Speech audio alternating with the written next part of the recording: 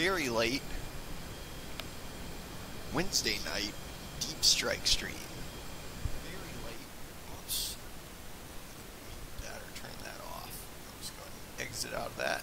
Just have the Twitch page open. But we are in the Gulf of Oman tonight. Should be the sun should be setting here shortly. Should be behind us. We're heading east or southeast right now.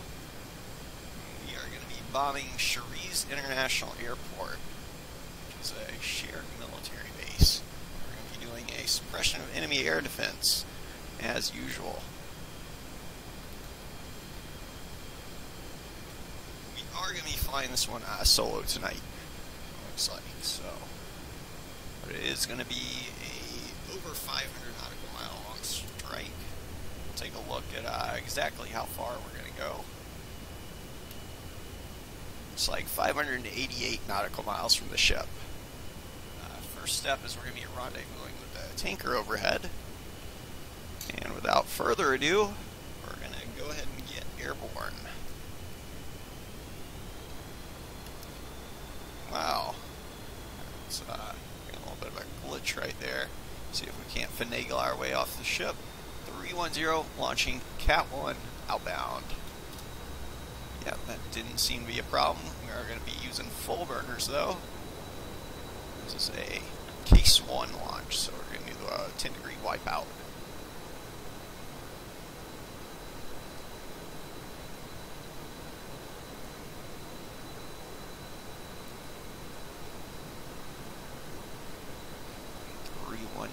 Is airborne.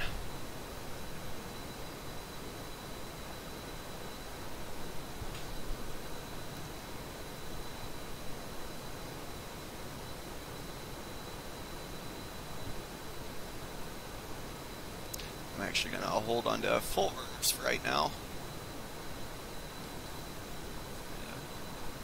We're going to go top off at the tanker anyways. There's no sense in conserving it.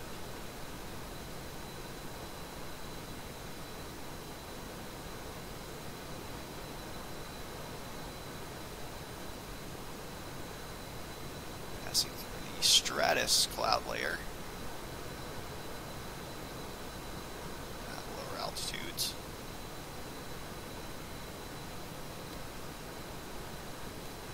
Looks like a cirrus cloud layer way up there. Not sure exactly how high up that is. Not sure we're going to pass through it though on the way to the tanker. We'll probably get above it on the en route to our target.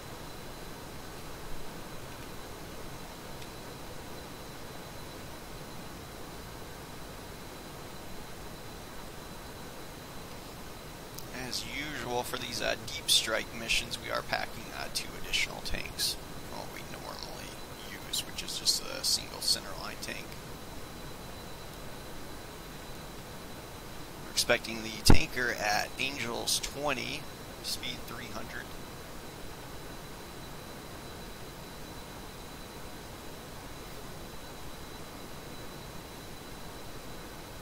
Slowly catching back up to him.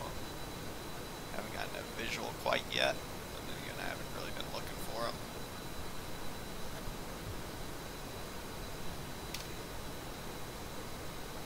But we can start seeing them now.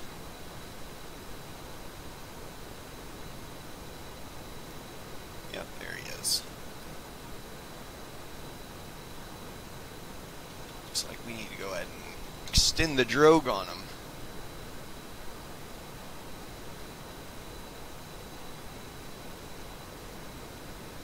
Looks like my joystick needs to be recentered a little bit.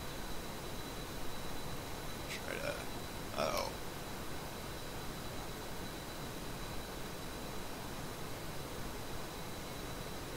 Nice. Okay, we recovered. Scared we got a fatal error for a minute. Sometimes I do get asked because that can be a persistent problem for some users.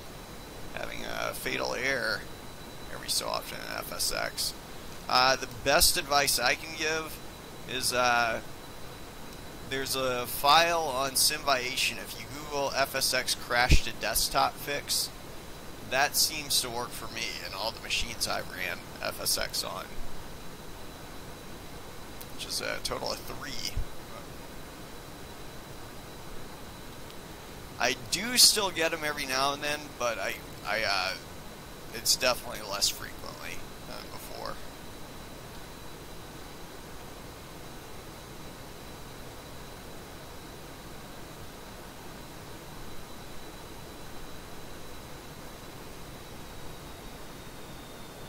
Coming right up on this guy's 6. That is not a good habit. Maybe off on his side. Let's make sure our nose is cold. Yep, it is.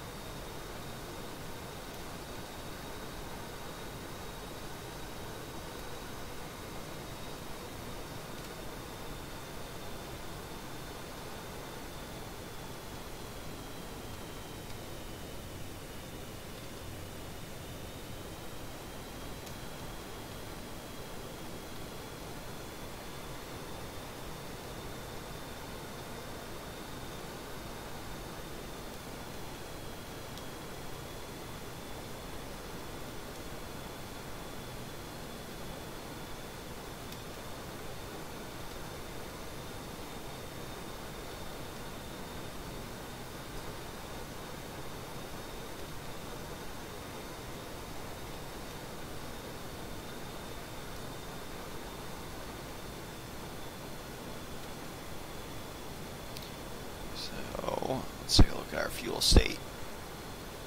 20.2. So Talon 310 switches safe, nose cold, looking for 5K. Just rounding up 1,000 pounds. So there's a possibility we're going to burn that.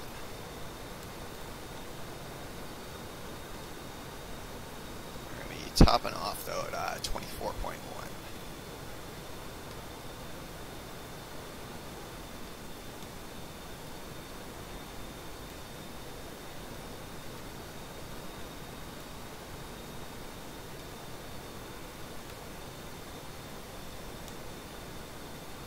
And 310 receiving fuel.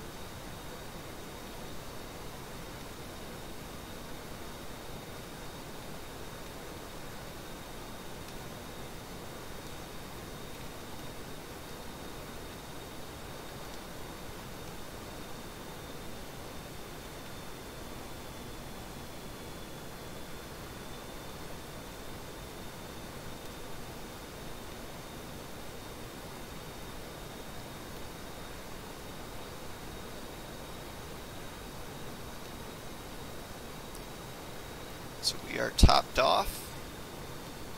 So 310 is disconnecting.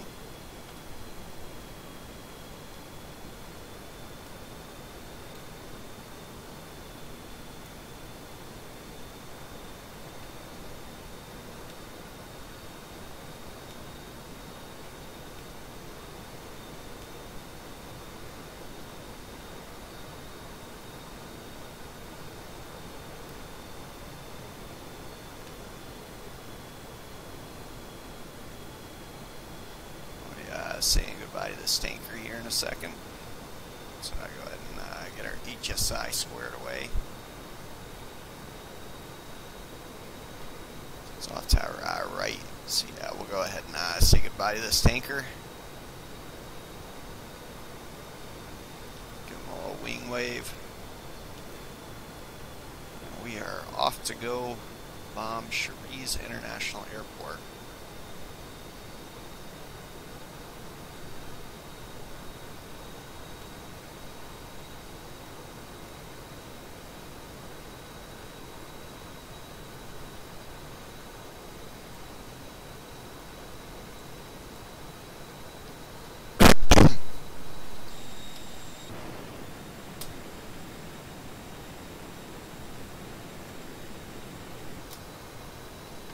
So in honor of my absent wingman today, or tonight, in-flight meal is going to be room temperature SpaghettiOs. This is a favorite meal of choice.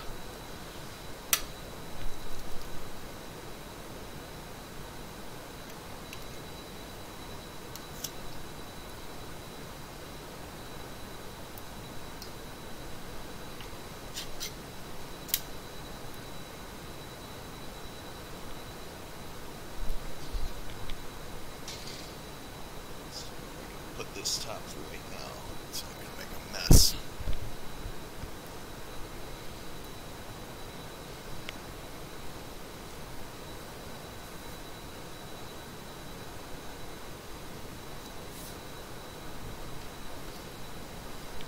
Just adding a little bit of salt for ourselves.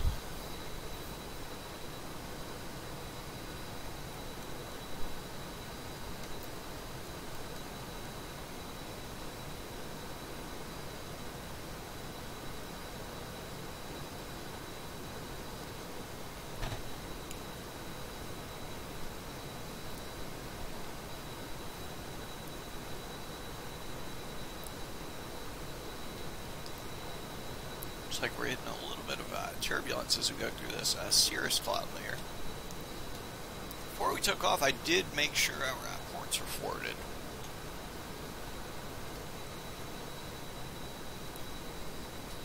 Which, we haven't seen anyone join yet, or I have not yet. Obviously not while the stream's been going on, or before I started the stream. What's that? Master caution. Inlet ice. We're going to go ahead and turn that on. Advisory left heat, right heat. It's on.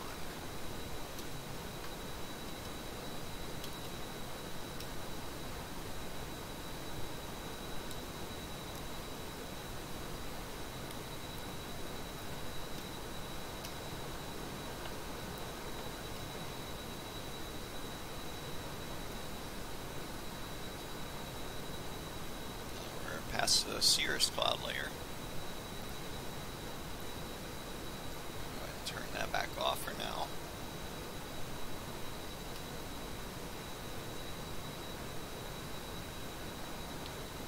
There's not a whole lot of daylight left.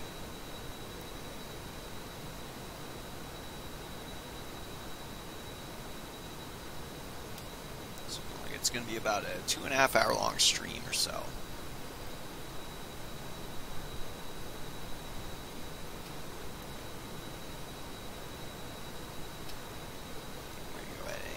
Nose hot.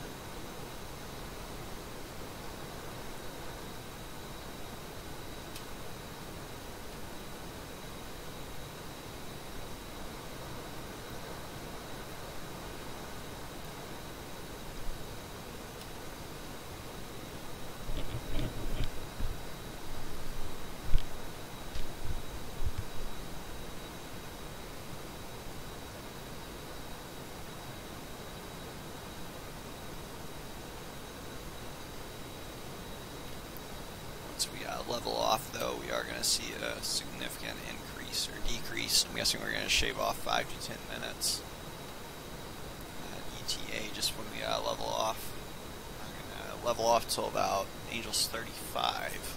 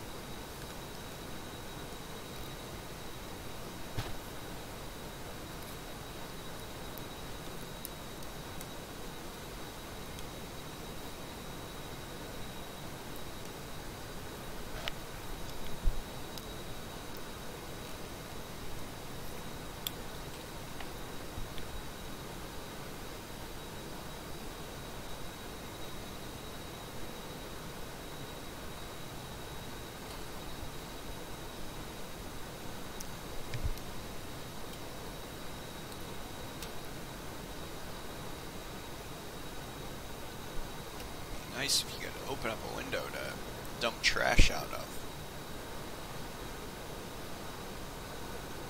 But my eardrums wouldn't like that though. This altitude.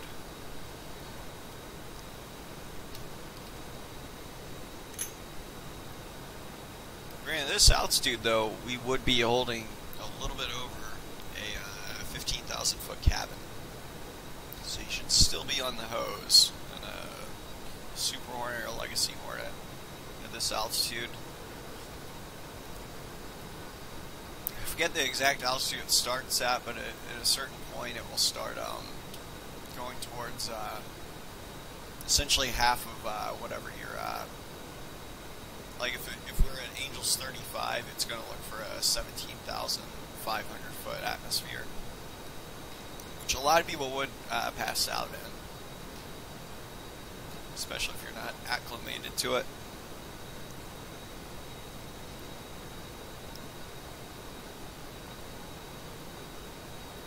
So it's definitely not like a commercial jet that maintains below 10,000 foot cabin.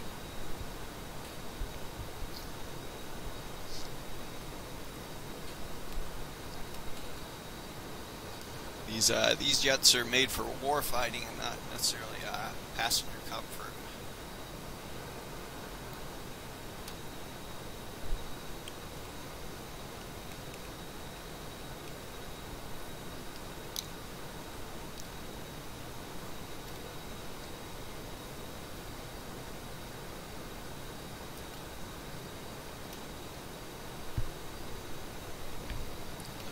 Leveled off,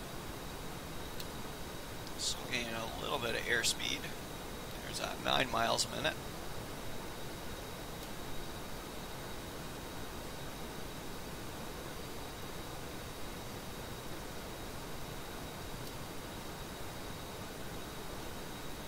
Let's see what our estimated fuel. 15,000 pounds when we get there.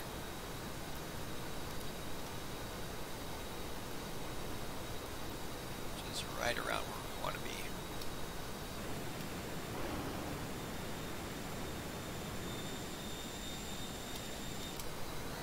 Improve or better or worse. There's that 19,000 foot or 19,000 pound, which I'd really like to see. That rate won't even burn through these wing tanks yet.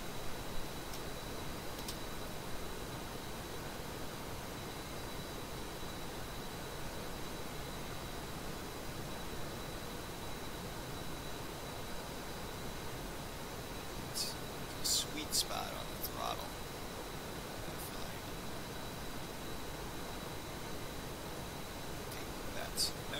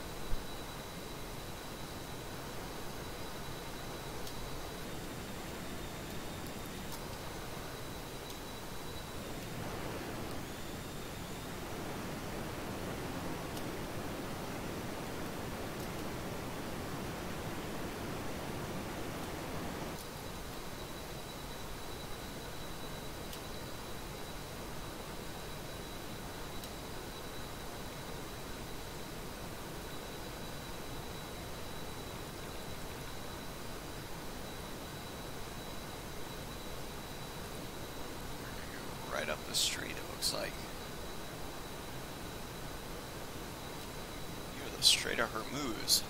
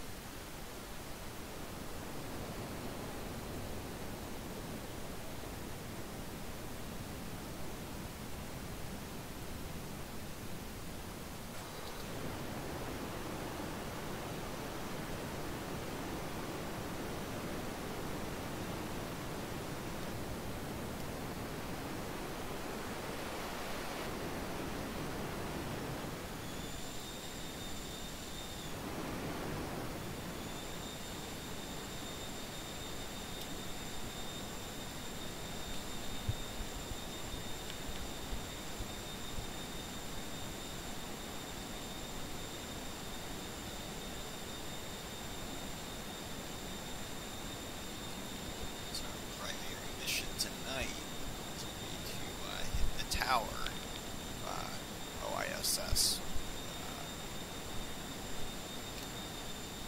One of these 2,000-pound bombs. So we got 2 harms and 2 2,000-pound bombs. One being laser guided, and the other being GPS guided. Obviously, in case we get jumped, we got the gun and 2 AIM-9s and AIM-120.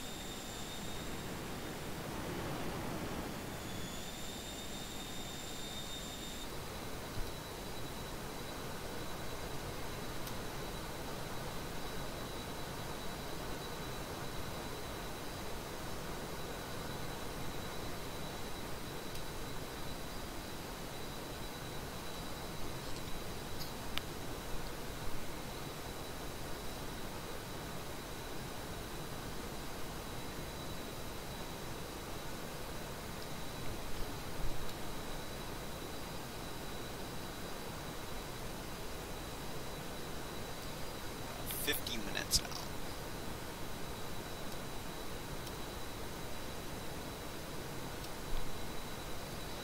Should be getting a little bit more altitude.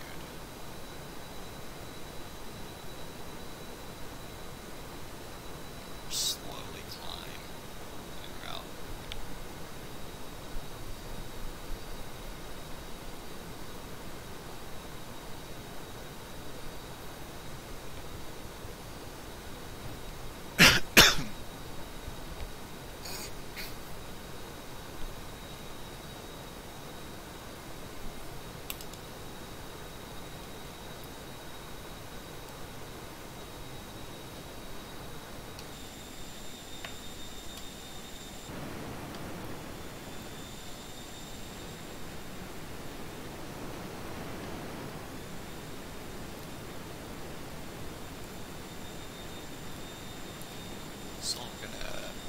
expected ETA on our fuel, or at least an estimated fuel quantity.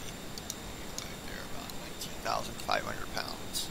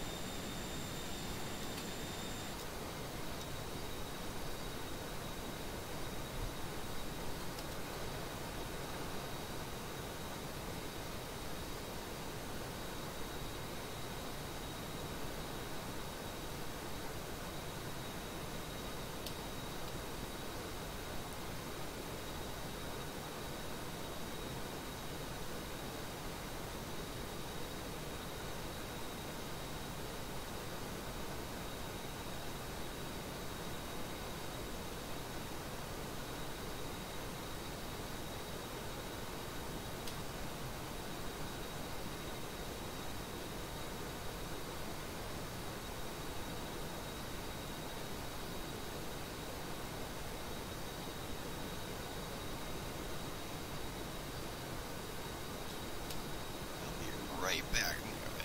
Jettison this SpaghettiOs can. Let's get the tops like this. I'll be right back. Get shot down.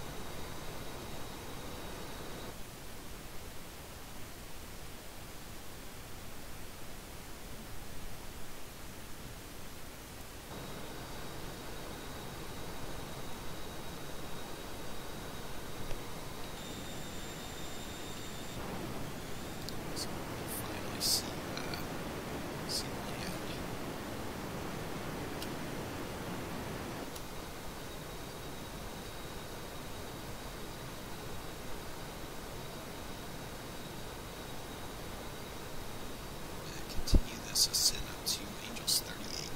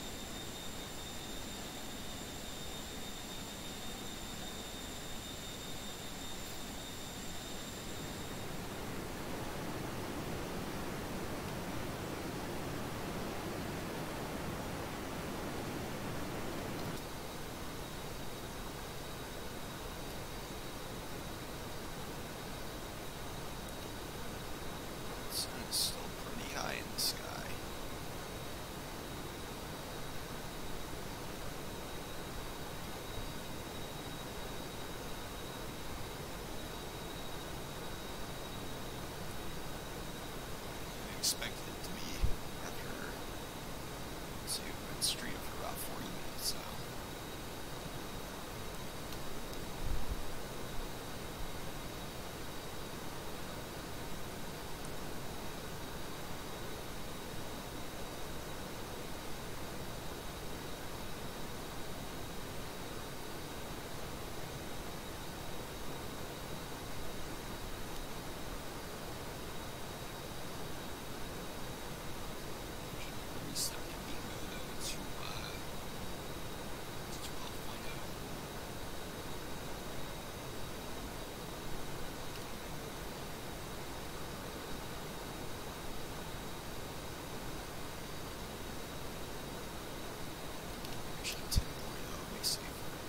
Not safer, but more reasonable. So we'll be towing back, hopefully, all this extra ordnance.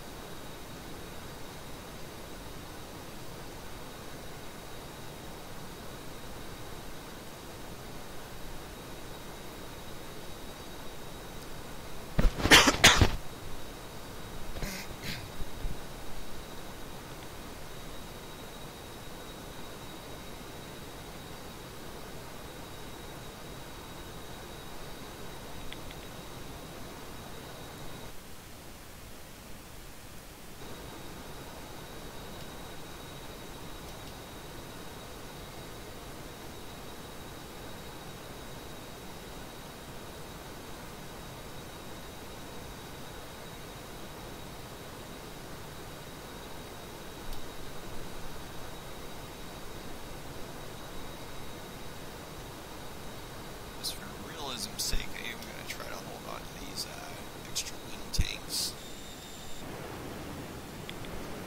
Or sparing them.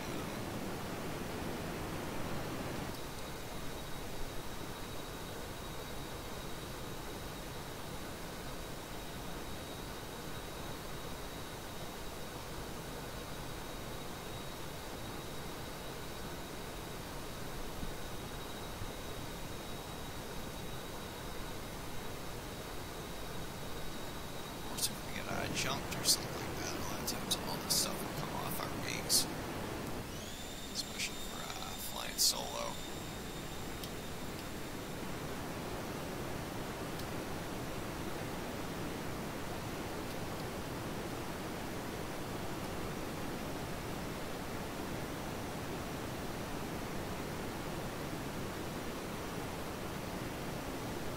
It's been a very calm stream so far.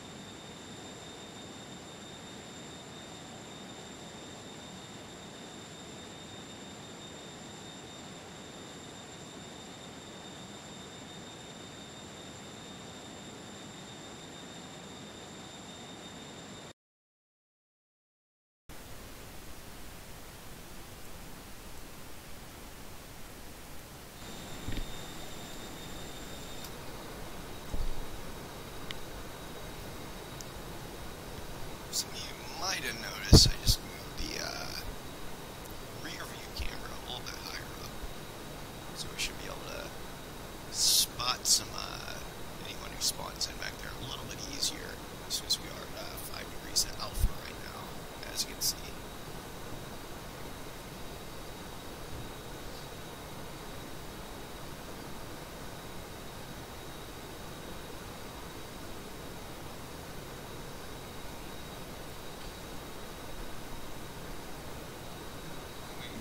And go darken ship though right now.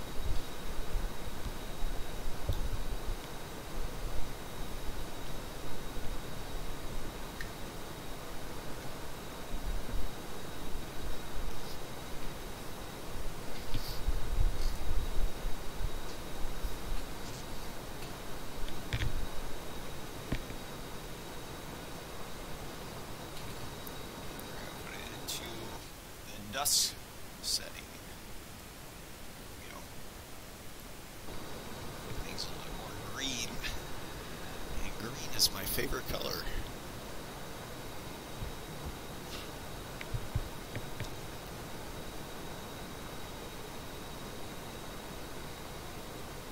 That's one of the great things about operating at night with night vision. So everything is green. Also happens to be the wavelength of light that is most visible to the human eyeball. Most other things on this planet as well revolve around this star.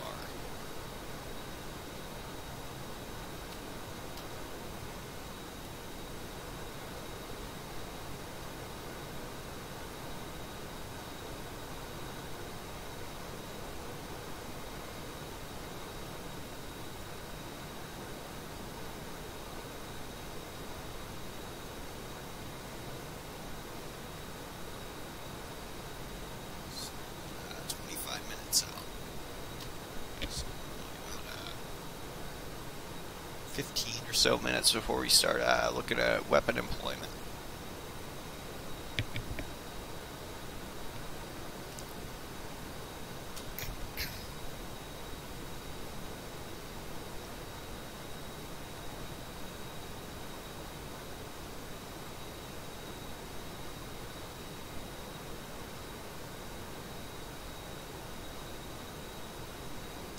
So as soon as I shoot the first harm, I'm going to be boogieing off to the west. About 270, then our second attack will be from the west to the east.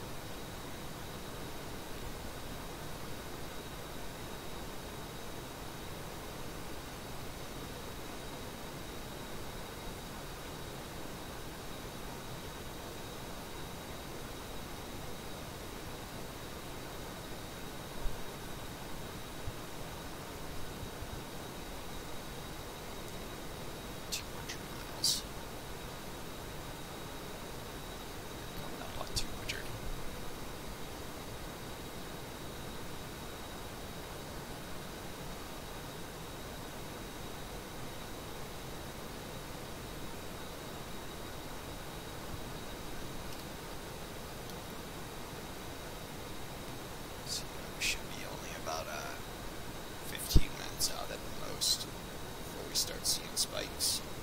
Go ahead and start my timer.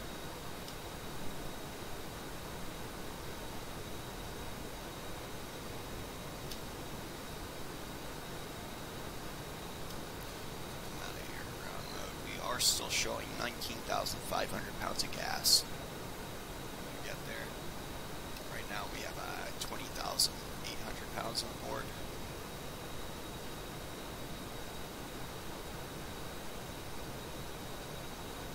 Once we get rid of these harms, we should be able to go a little bit faster.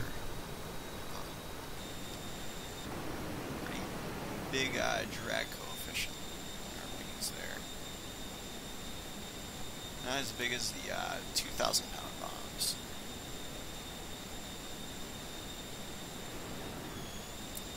I'm not sure. Because those fins might create more. Yeah, I don't know that off the top of my head. But those will be the first to go, and anything less on the wings will make the jet go quicker.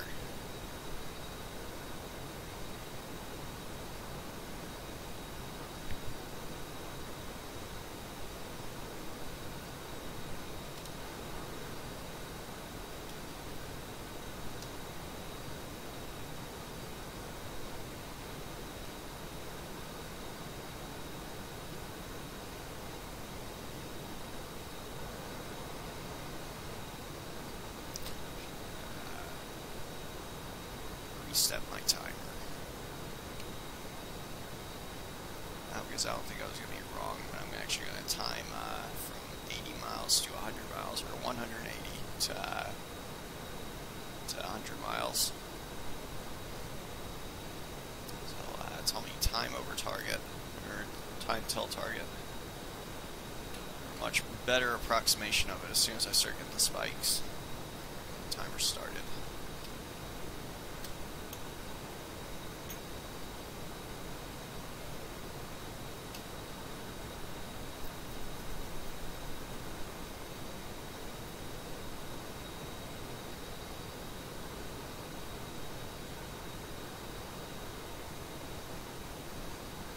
See how quick we can cover 80 miles.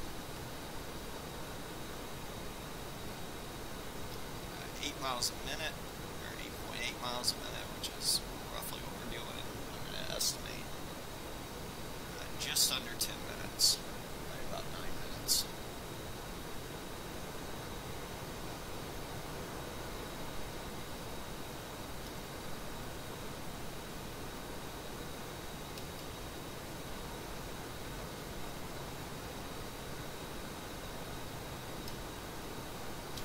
Out from the target.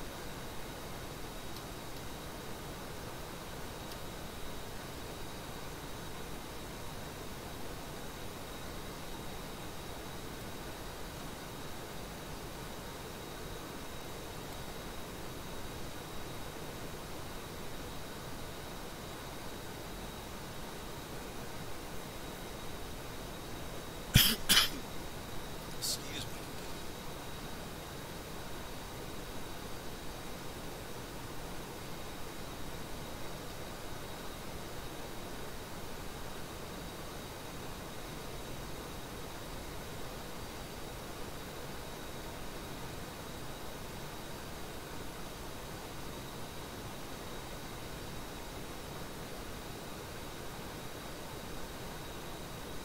So it's finally getting low on the horizon.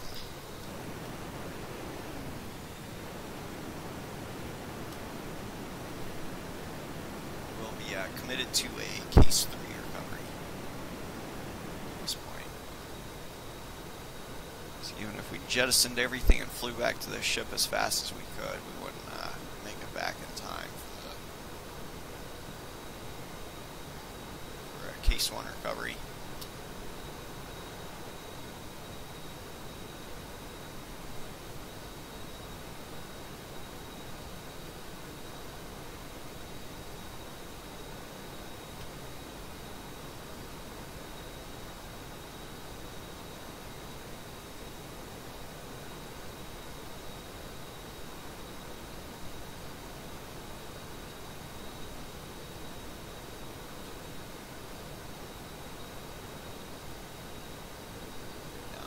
Timer.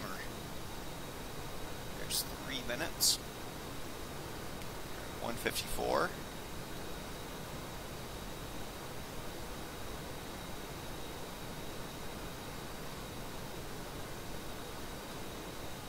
Switch back into air to ground mode at this point.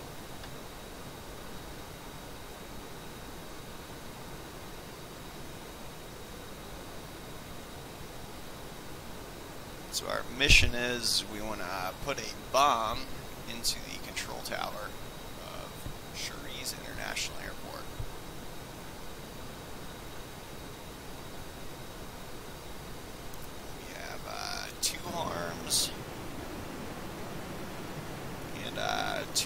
1,000-pound bombs. One GPS guided and one is a laser guided bomb.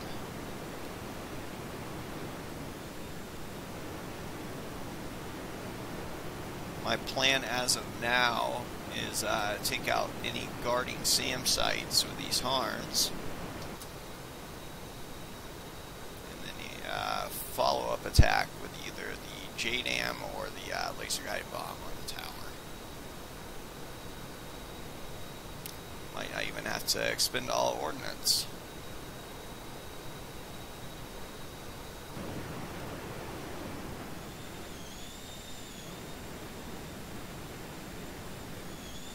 Preferred attack is going to be with a laser-guided bomb. So I believe they're less expensive.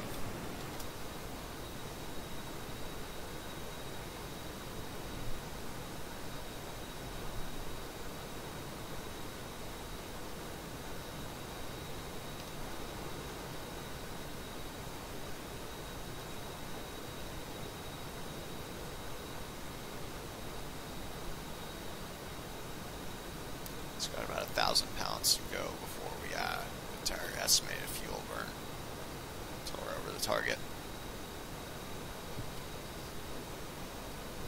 Just over 5 minutes.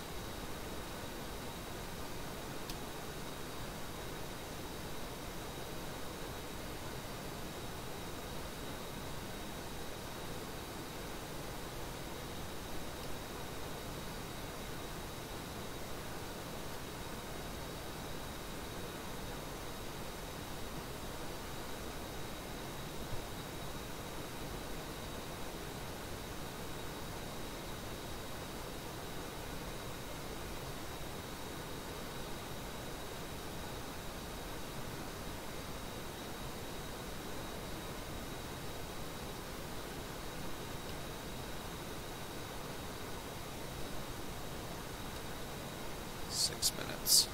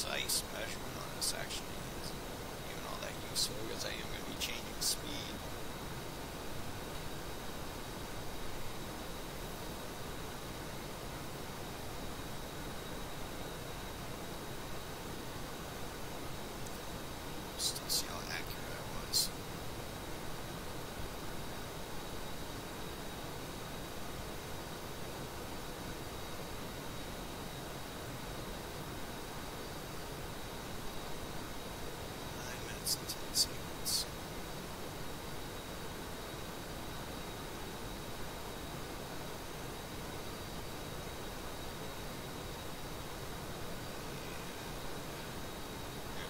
Miles, 9 minutes and 25 seconds.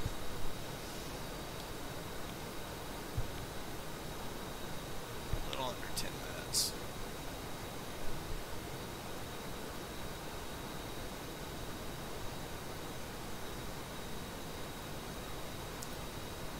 It would have been more useful to see how long it took to cover 60 nautical miles.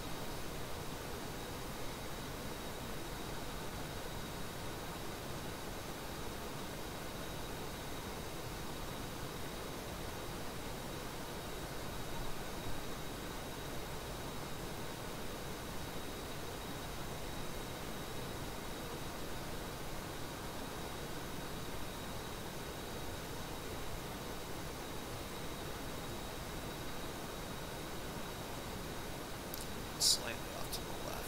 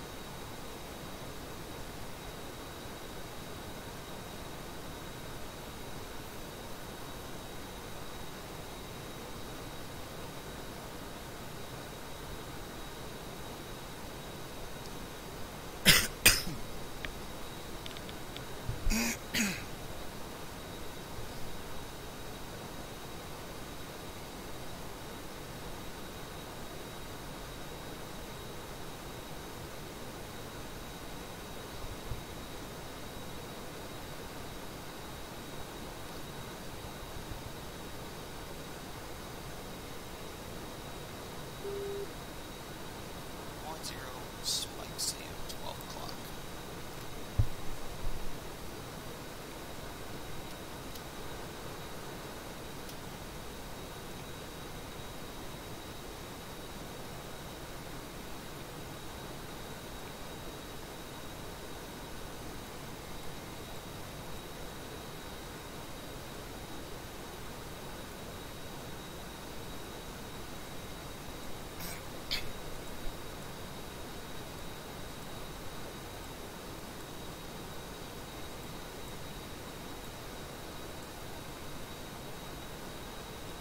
Pilot has joined the game.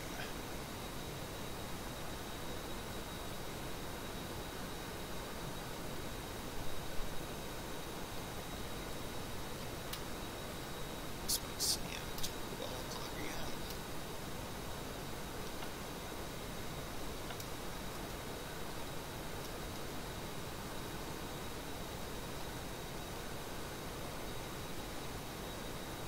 I left the game.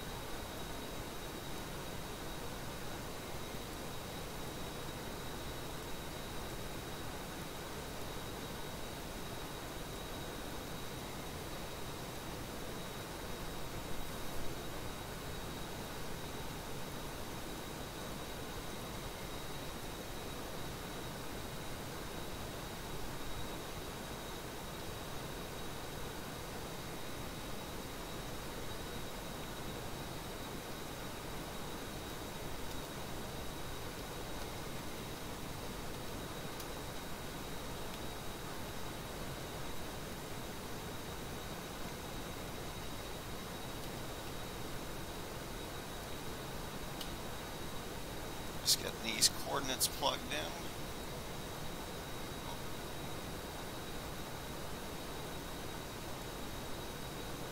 So I punched that one in wrong.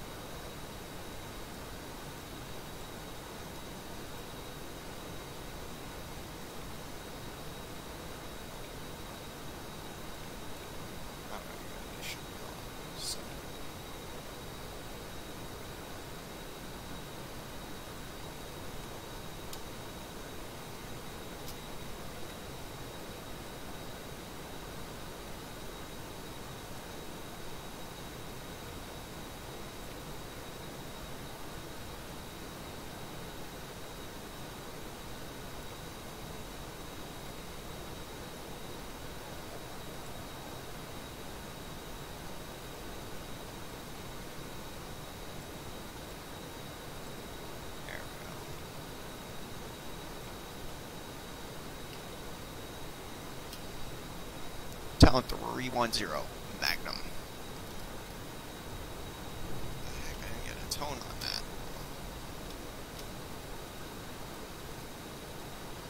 310 is off to the west.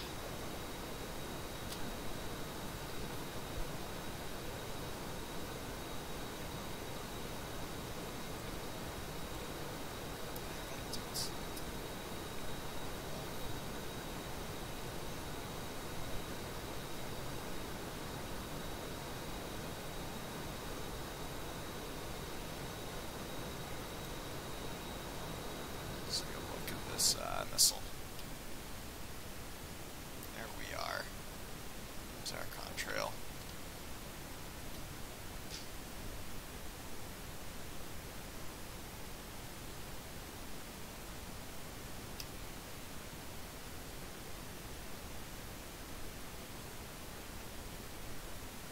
We do have a little bit of a problem though. We only have 2 arms and we spotted 3 seed sites.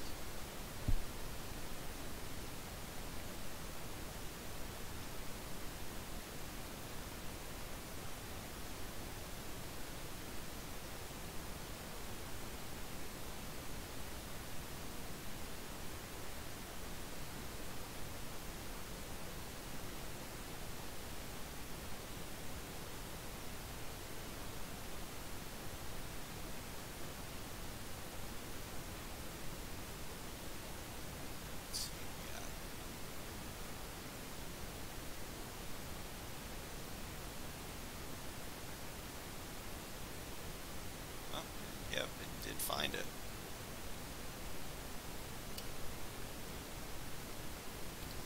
.310 hits in target area. Additional targets remaining.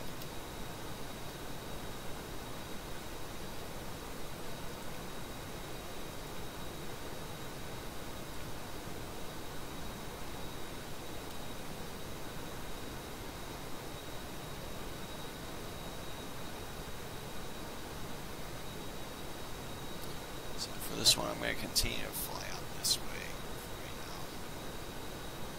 Actually, no, I'm just going to turn around,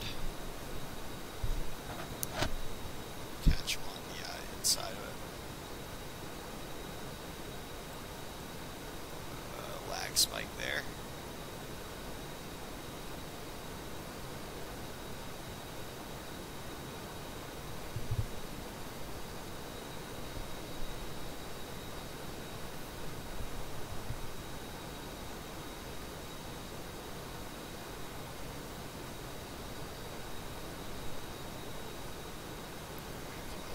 Stuff right now. Need him. This next arm shot.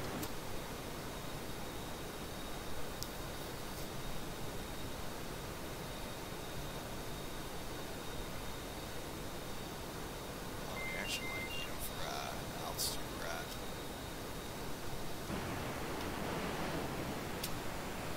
That much room.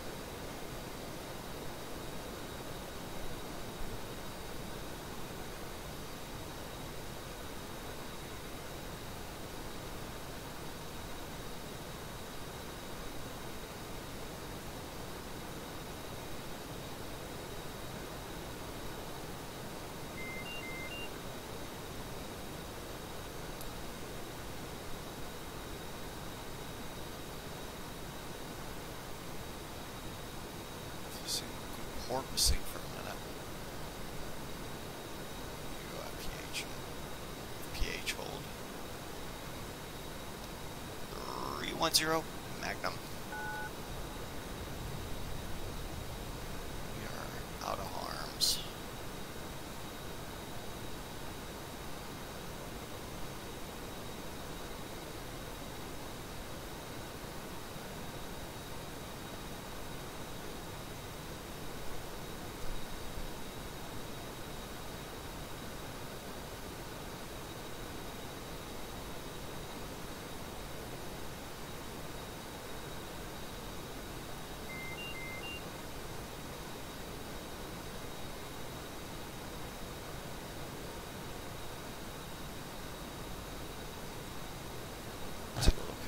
Missile.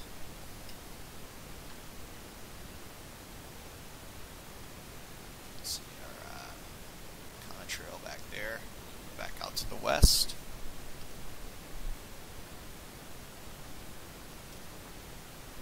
For this next shot, I'm going to be using the JDAM on the last active SAM site.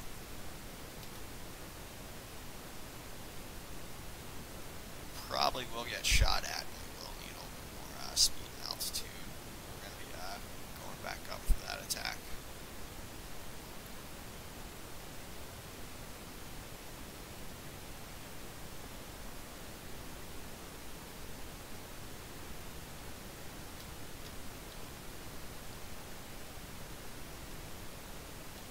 Talon 310 hits in target area.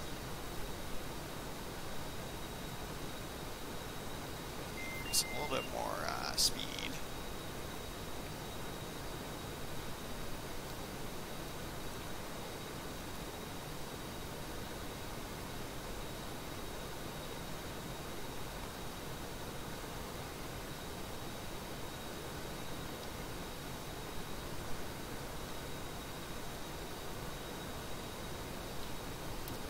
Fuel master caution for right now. I'm not too worried about that. Plenty of gas. How's it going, Donut?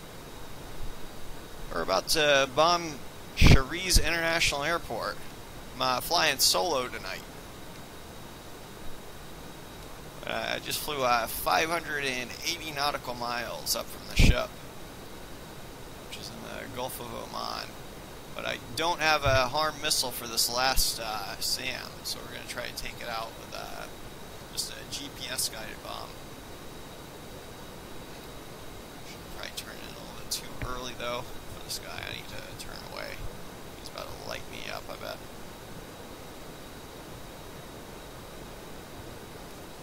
We have escaped getting lit up.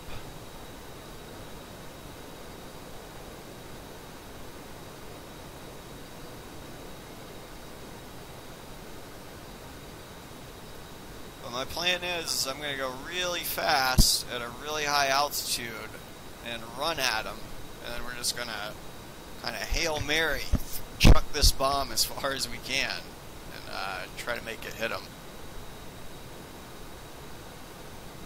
But eventually the primary goal of this stream is to drop a 2,000-pound bomb on the control tower, which is going to have to be this laser guided bomb, assuming we got a good hit with the GPS guided bomb. Appreciate it, man. Glad to have you aboard.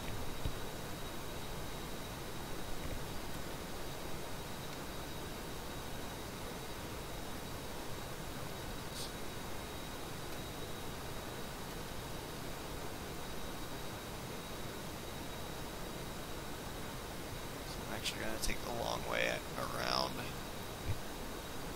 So I've got the GPS timer counting down on us over here. 7 minutes is the maximum it's going to take. Oh, there we go. It is online now.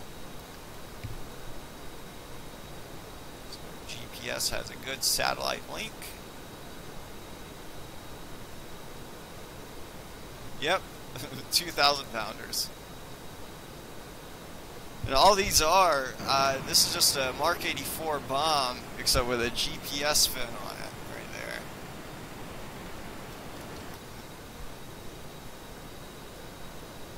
but it obviously makes the bomb quite a bit more expensive.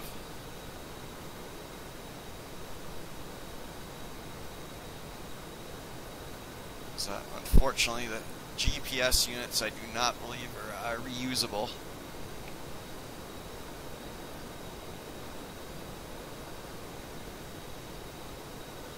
There we go, we got a timer.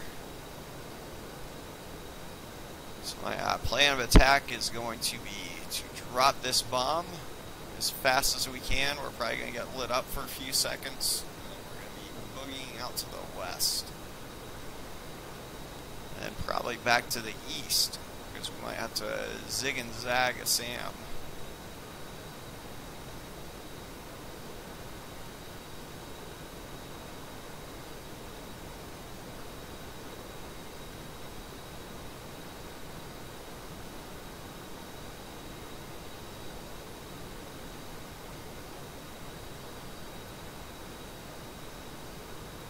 See what our fuel's doing. We're going to be running dry on those wing tanks by the time we drop this bomb. But I'm actually going to try to hold on to these wing tanks tonight in the interest of taxpayers, of the virtual taxpayers.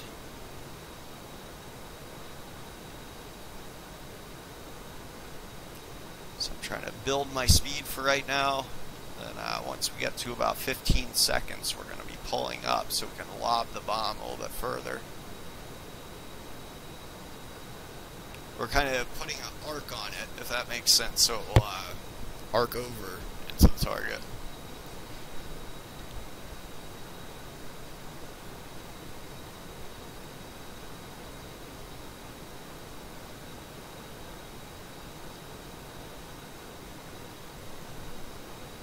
Might as well be on a couple waypoint right now.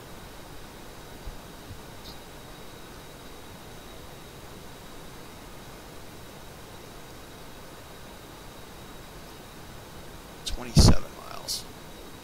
This guy's gonna light us up any second now. There's Mach 1.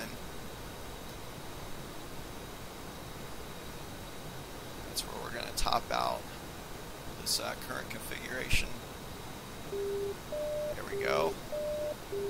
The 310 is engaged offensive guideline.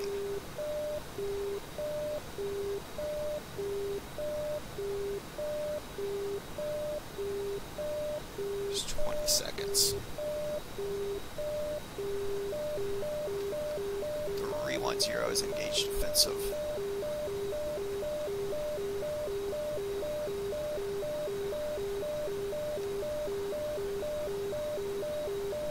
The 310, bomb gone.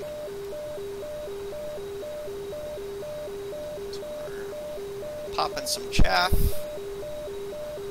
Boogieing way out as fast as we can.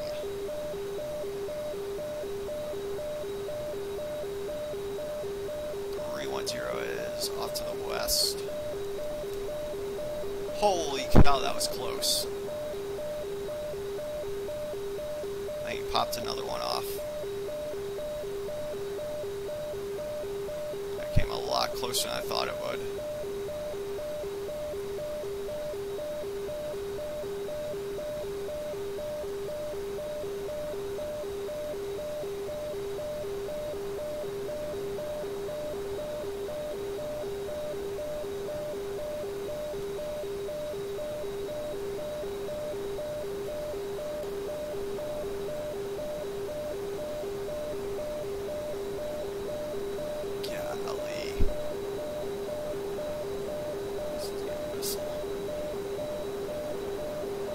Keeping it on my beam maneuvering queue.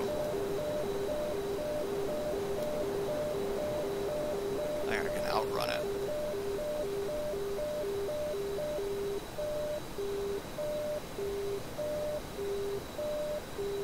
I am way too slow right now.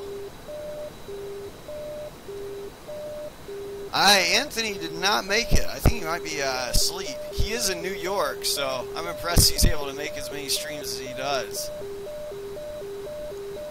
Damn, I keep on getting shot at by this dude.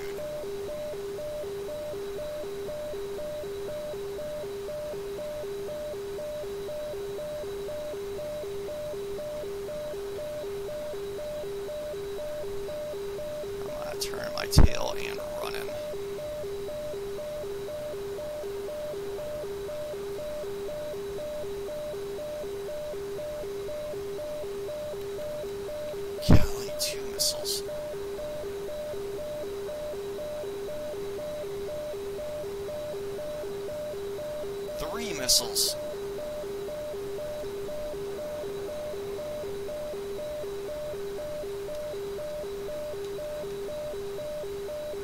I'm trying to zig them and zag them as much as I can.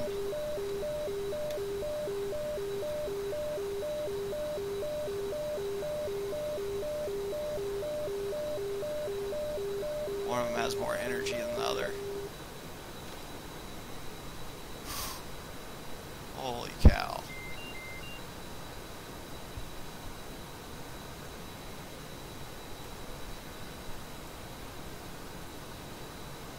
Well, I don't think, I'm not sure if our bomb hit or not.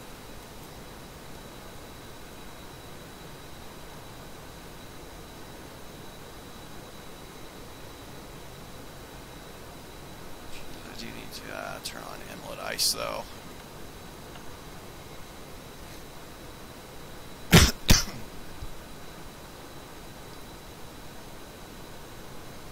For fuel, 15.7.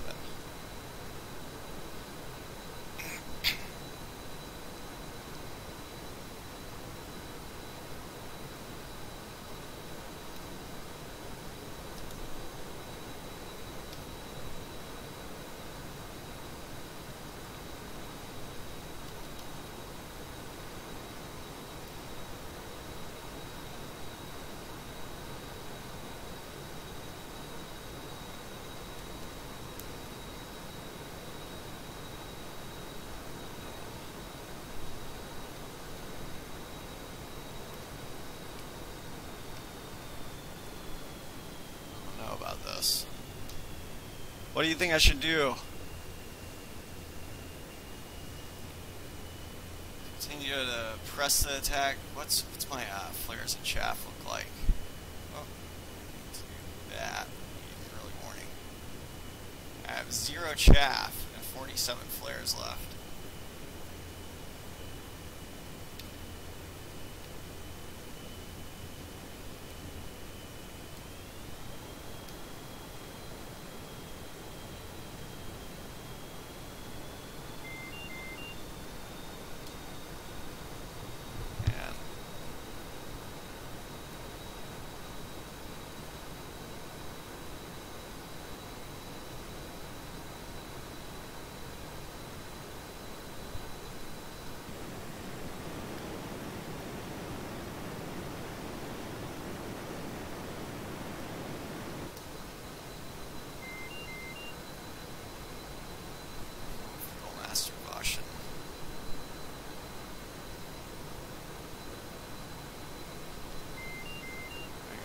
By this guy as soon as I cross this mountain.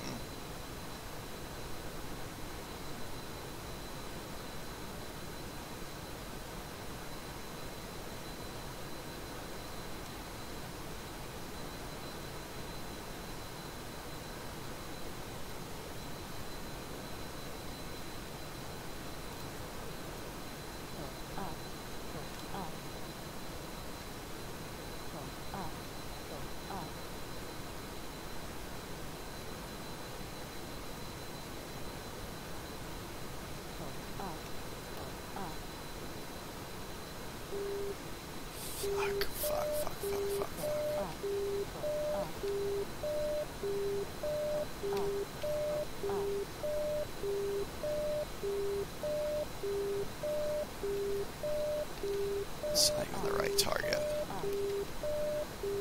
Something way over here.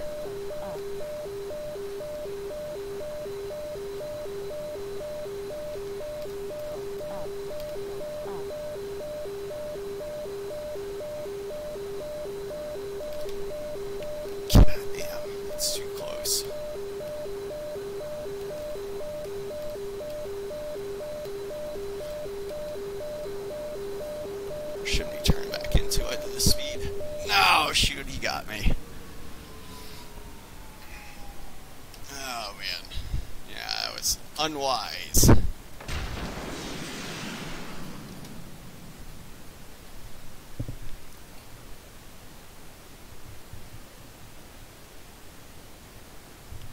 I should not have continued to press my attack, especially with the bombs I had on.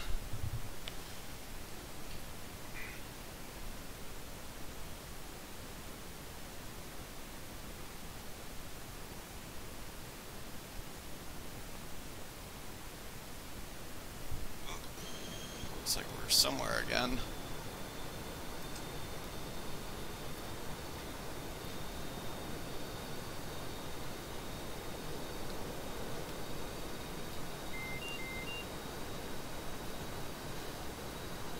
Yeah, I think if we were doing a more serious stream with wingmen and whatnot, that would have been not advised.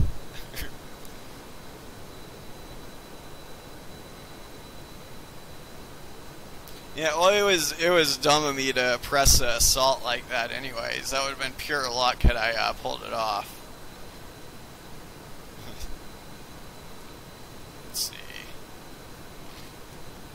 55 miles out now.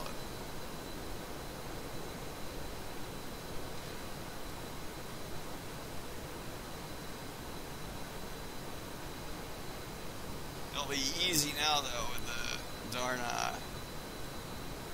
harms.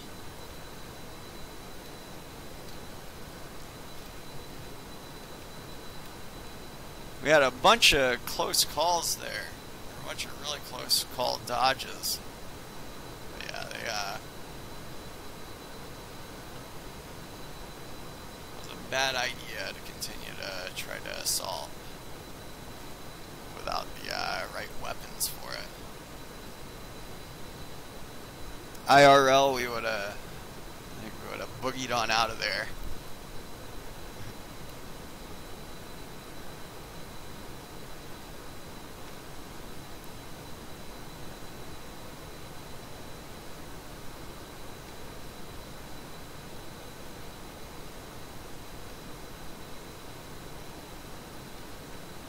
Sorry for killing the immersion.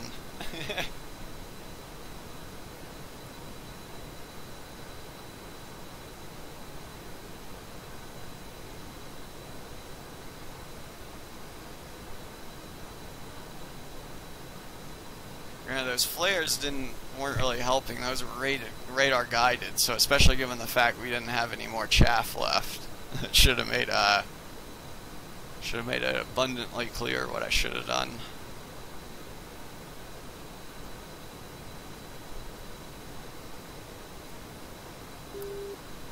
Here's the dude. 310 Magnum. In fact, he can have both of those.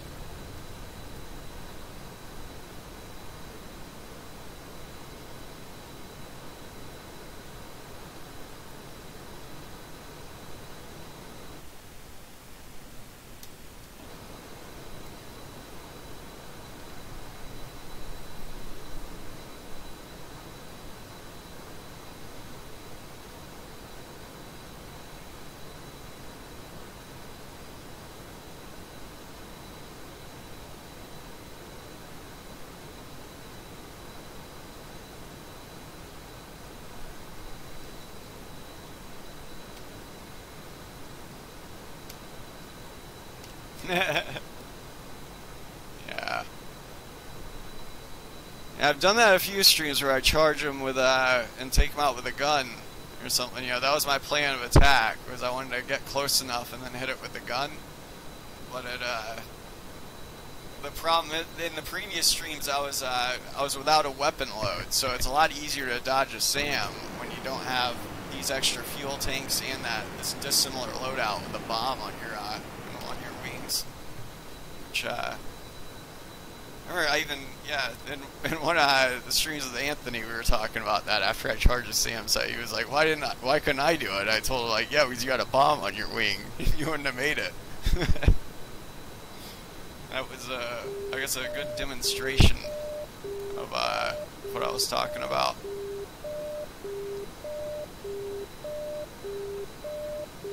This SAM attack I'm not too concerned with.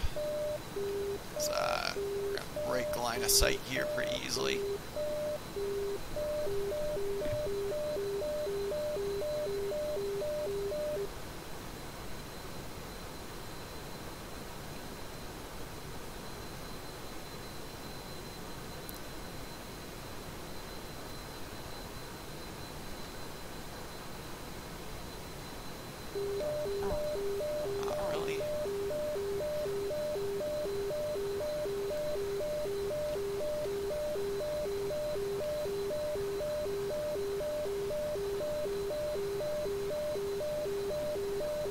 Just keeping on my beam maneuvering queue whenever I do those maneuvers. Or ideally, you want the missile to be 90 degrees, to, like, keep it 90 degrees off to your side, if that makes sense.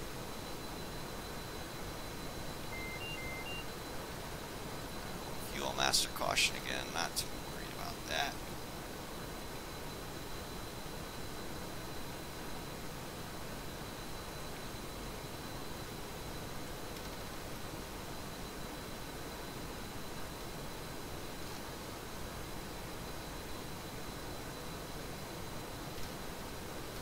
Does look like that SAM was taken care of.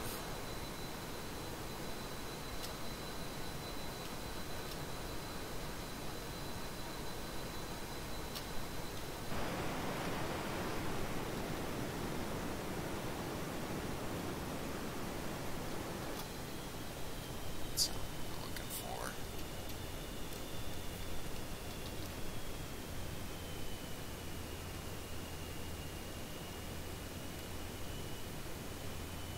That is what we're looking for. Trying to hit that tower.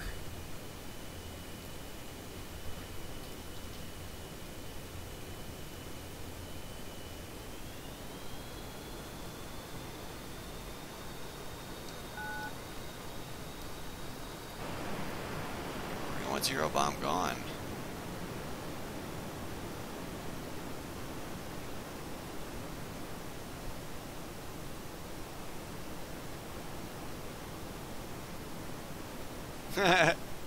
Lead the missile to the sea.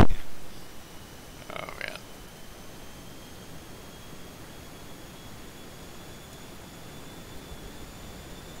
310 hits in target area.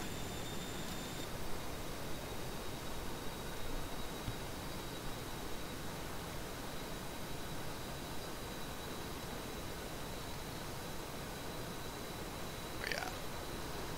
Let me turn on my lasers. We'll hit it one more time with the Mark 84 laser guided bomb.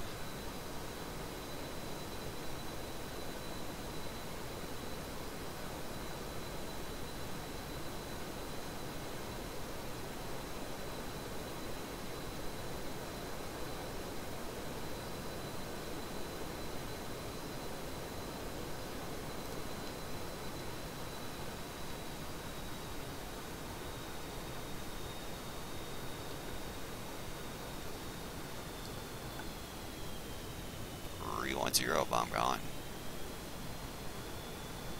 Change its trajectory. Come on.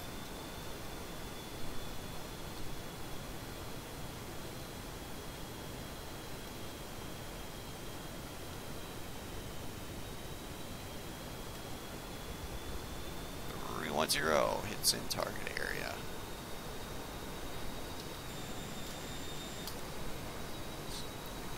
Headed back to the ship now.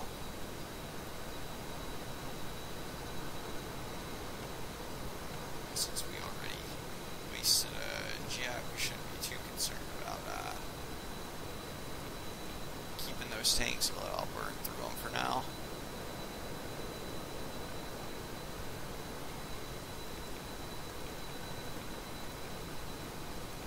Oh shoot, I forgot my Mark 1 waypoint.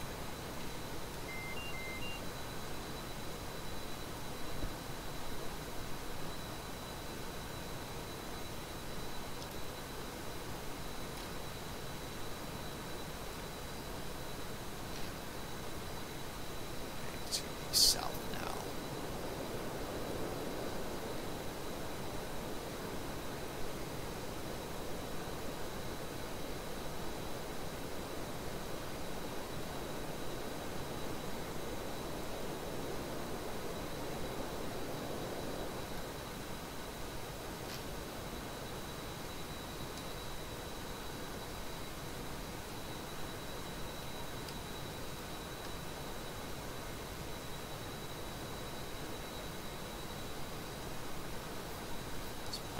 All the way up to Angels 35. And, burning it back to the ship. Granted, not this not quite at full burners.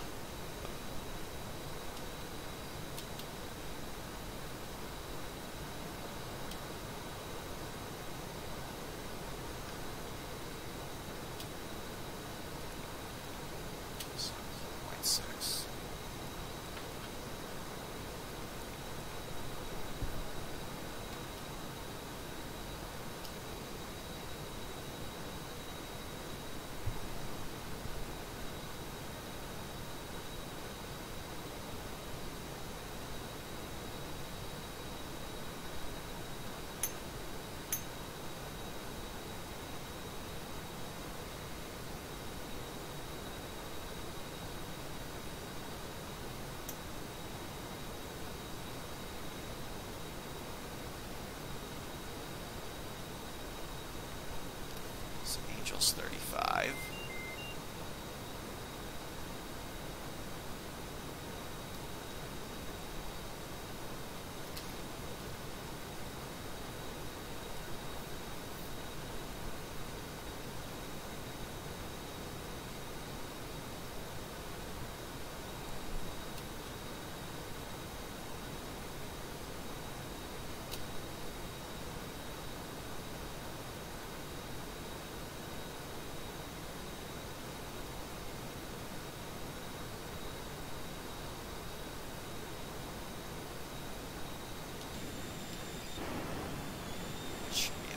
Back.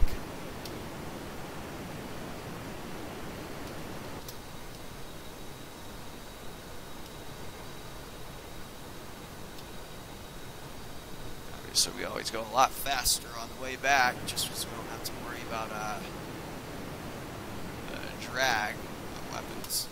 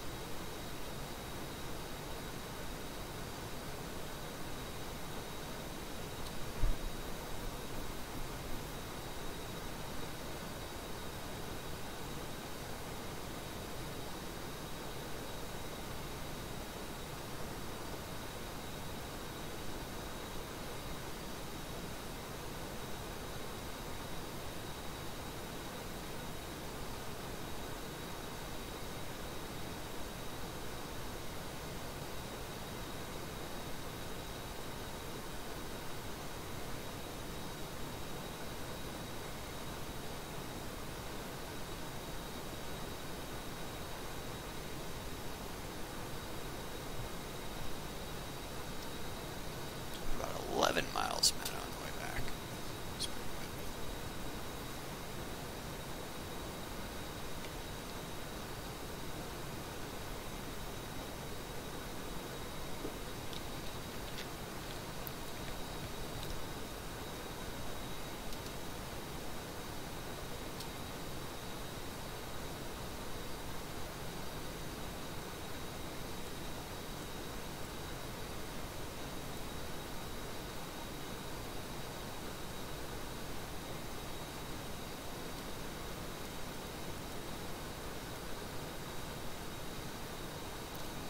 Changing to 125 because we're actually tracking the airport right now. I know the ship. I'm going to anticipate it being slightly to the east of that airport.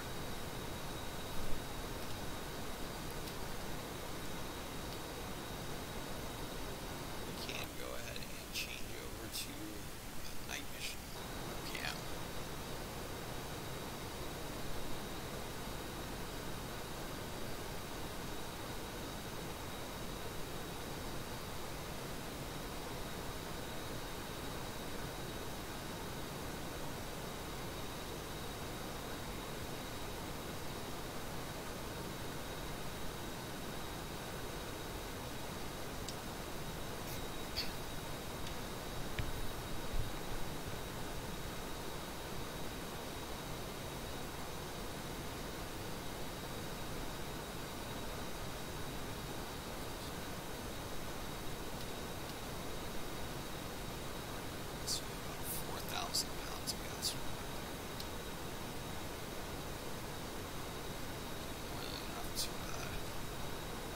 going to our ship. Or should be.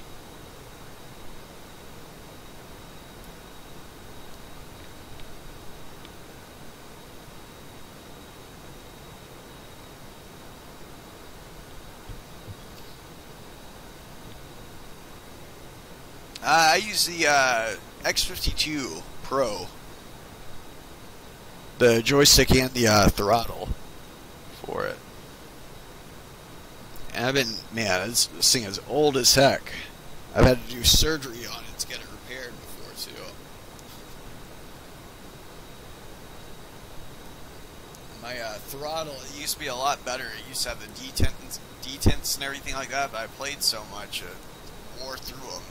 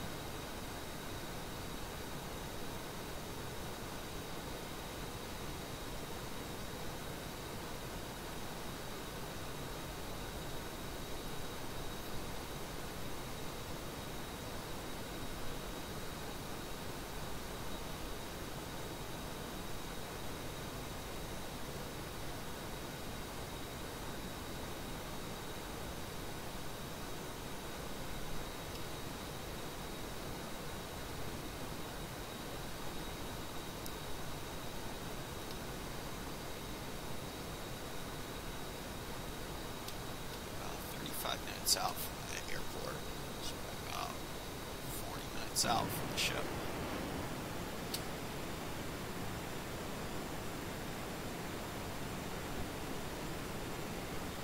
Yeah, the throttle, I believe you can buy just the throttle by itself too, which might not be bad, or just buying a higher quality throttle. But the whatchamacallit, the Logitech isn't bad by itself in my opinion.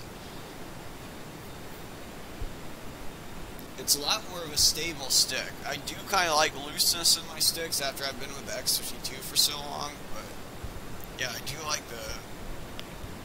the Logitech though, it's really precise. Like I've used that for a really long time too, and so it's really it goes back into place really well. Or it doesn't wear out, I guess. I remember we were still able to do pretty darn good formation with just that, the thumb throttle, just holding it like that, I guess, and just trying to do what you have to that way. It's obviously not nearly as precise, though, as the X52 throttle.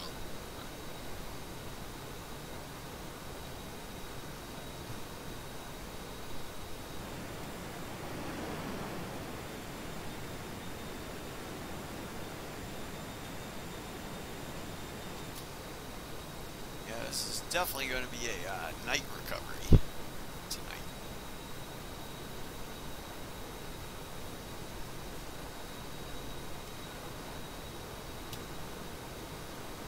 Appreciate it, man.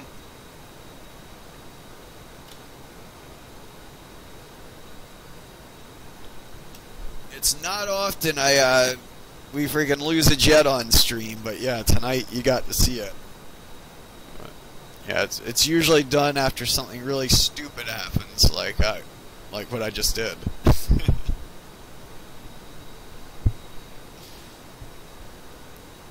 Oh man, I have not been treating our jets good recently. Freaking, I had the wing strike on the ship too. Man, yeah, I've been having all sorts of problems.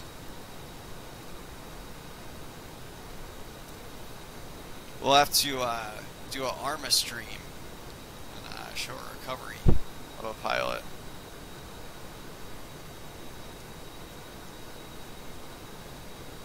Or another pilot recovery one. Actually, maybe that. I guess because we hadn't lost a pilot yet, so we're now even. I guess for pilot recovery. We're running that mission. Oh man.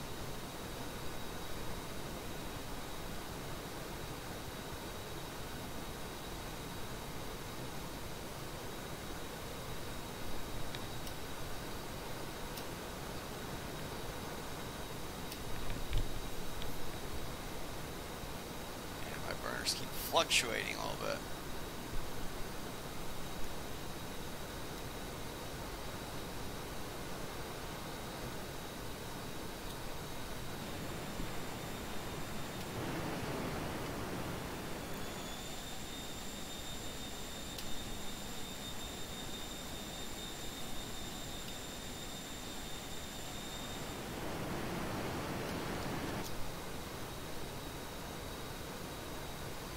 Yeah, it happens every now and then.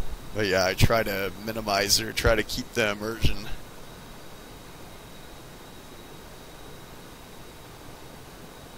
Yeah, so I want to retry that mission that we did last time at the end where I was just screwing around, but try it a little more seriously next time. Because we had there was like a mortar that we could have used a little bit better, I think. Like if I had observed everything first. What else could we have done? Obviously, I wasn't expecting like that house. I need to like plan it out so I get to that house a little bit quicker, more efficiently. We had a lot of contact right as soon as we rolled up on that area too, so I could be a little bit more prepared for that.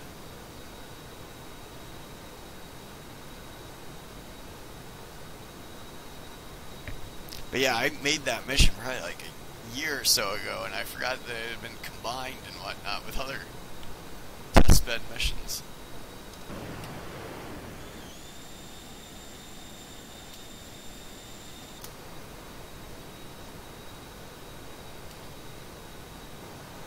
I could probably edit it again, just put a pilot in that house instead of like a journalist or whatever. I think there was a pilot already in there. Look at that back garage area or whatever. Yeah, I'd have to look at it again.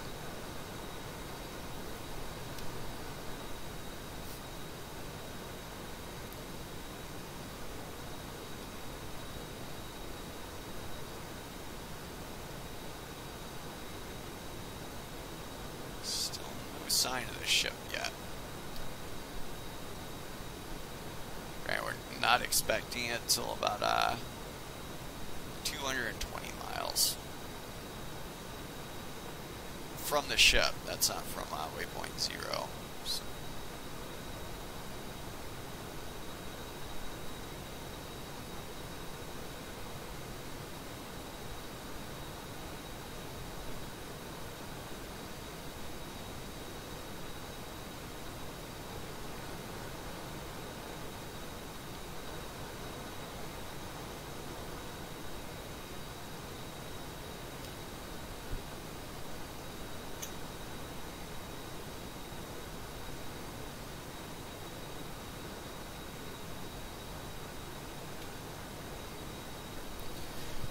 Yeah, man, I let the best, that was a bad judgment call when I saw 0 chaff remaining and I was up against a radar guided SAM.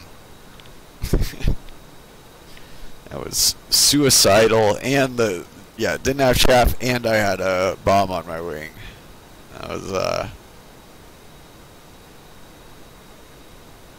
yeah, there was, not in hindsight, like, I don't know why I even attempted that. It's not going to work out in my favor.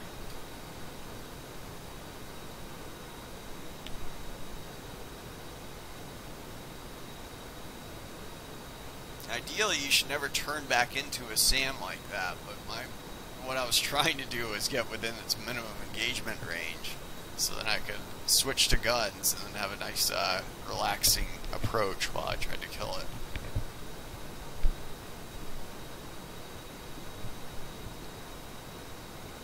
Oh shoot, Milviz airplanes? Man, I don't have enough experience with them, I guess, to... I think I have the A7 though, or I believe that's Milviz. But the exterior the model of it looks good and it like behaves right, I guess, and everything. But it isn't. How can I say it? It seems a little bit more glitchy or coded less smoothly, I guess, than the Superbug. I actually had a mess around stream where I flew the A7 onto a ship, and I had like a perfect trap, but it killed me anyways.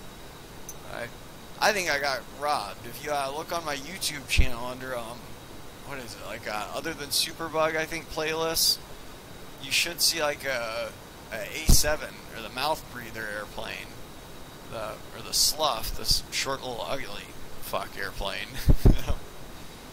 It towards the end of it, I have a really good trap, I think, but it detected a crash for some reason.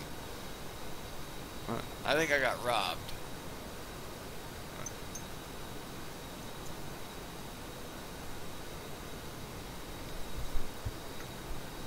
Because even if you like replay it at like slow speed, you can even see the LSO report, and it was like a 3-wire trap at like only negative 700 feet per minute, which, you know, you can. I've seen traps as high as 1,300 in this jet, you know. Should definitely be able to take a 700 foot per minute trap. That's better than normal.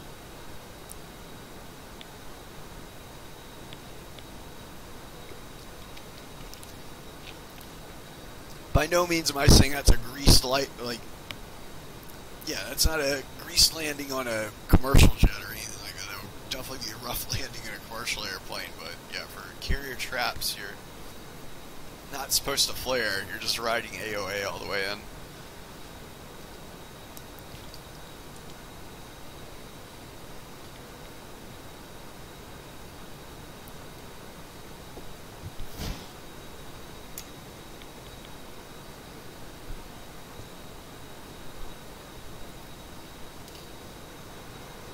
Turn on the floodlight.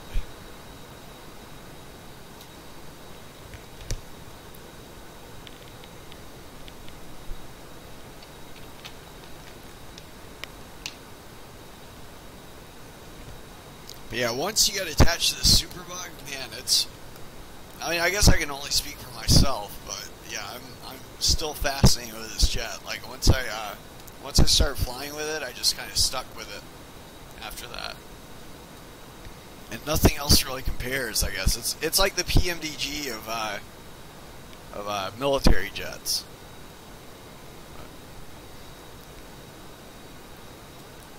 Like, I know a lot of people say that about like PMDG, you know, their aircraft, like once you go PMDG, you're just not going to fly anything else, you know, like once you learn that, like once you're expecting that level of detail.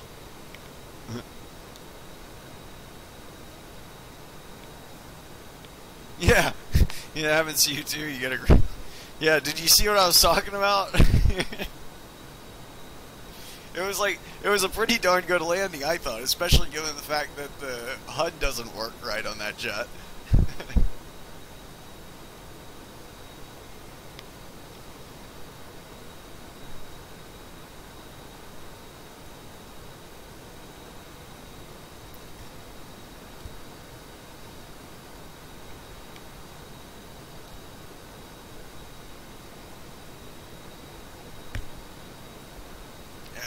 This is like coming from someone who hasn't flown the PMDG, but from my understanding, it's I watch a lot of streams on it and whatnot. You know, I can understand how someone could really fall in love with that airplane and just like once you go that route, you know, like it's everything else is kind of, you're expecting a certain level of fidelity in everything else that you fly after that point.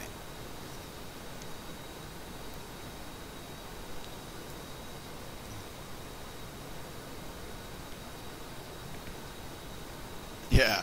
So, the only other airplane that I'll really mess around with in FSX these days is like on my off date. Like if I'm not in the Superbug, I'll just be in the general aviation the Coronado Cessna 340, the little twin engine. It's like a competitor with the Beechcraft or the Beech Baron.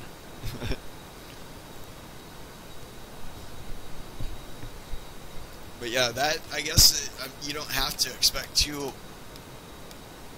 high fidelity and stuff because you don't. It doesn't take a whole lot to build an airplane, or it doesn't take as much to simulate the Cessna 340 as it would, say, a Superbug or a Super Hornet or a 737, just because you don't have to worry about as much integration with the flight computers and all the different, like, I mean, imagine trying to, yeah, like, I remember when VRS came out with their FLIR pod, you know, it was kind of, a lot of other developers didn't know how they did it.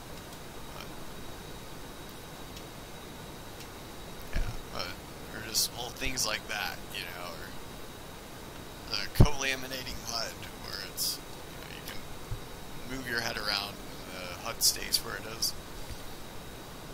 Granted, I'm not saying that VRS is the only company that can do that. Like, obviously, I've seen PMBG do it, but it's come to become like something you almost expect, and when you don't see it in certain airplanes, you're kind of put off by it.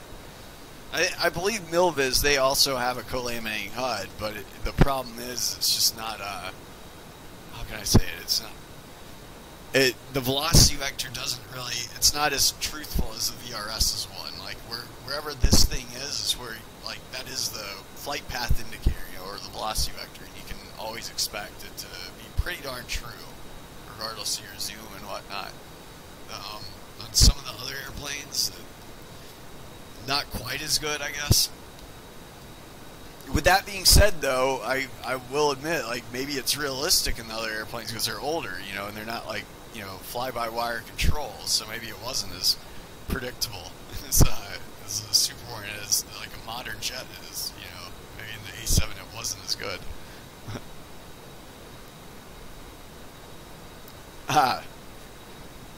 Is that the A-to-A P-51? I've never flown that one, but I've heard that's another, like, really high fidelity aircraft that a lot of people fall in love with.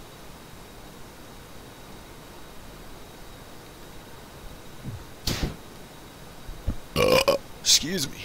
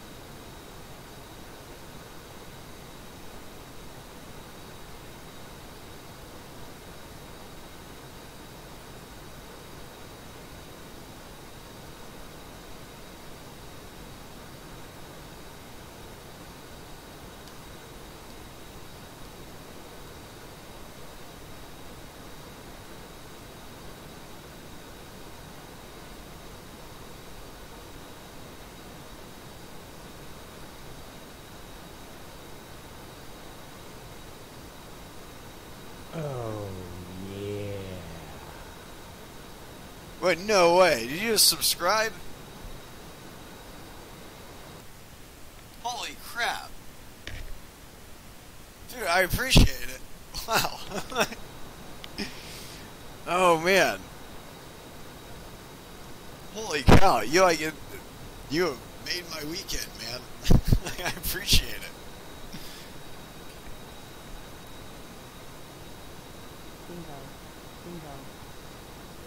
Man, like, I think in tier 2 sub, isn't that like more than the holy crap, yeah. Man. Wow. Shoot. Bingo fuel. I'm not too worried about that. We're well on our way back home now. Oh, man.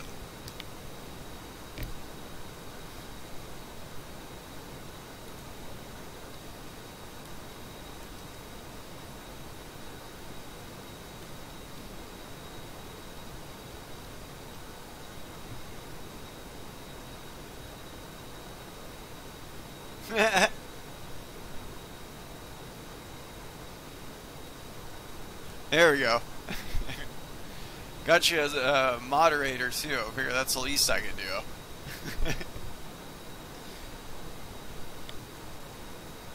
Try to give us a decent trap at the end.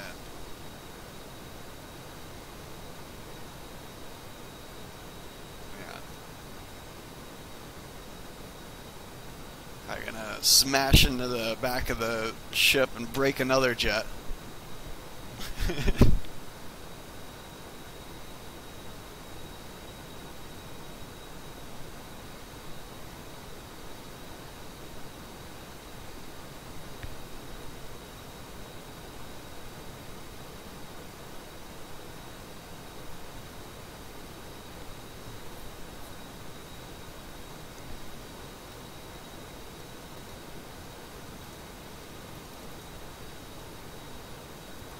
Oh, nice. I guess, did like the emoticons thing work? I guess I haven't even... Let's see it. Oh, heck yeah. Okay. So at least that works, I guess.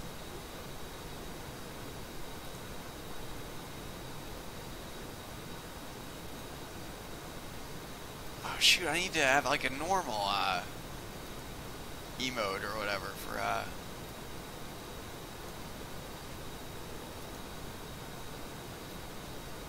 So I think that only like 2 of them got approved.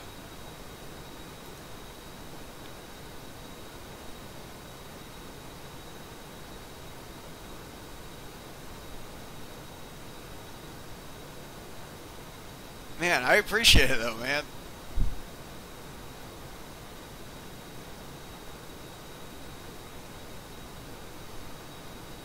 Yeah, I'm still learning the ropes with all the stream stuff, so... Eventually, I'm probably going to need to get like a green screen or something like that behind me. But.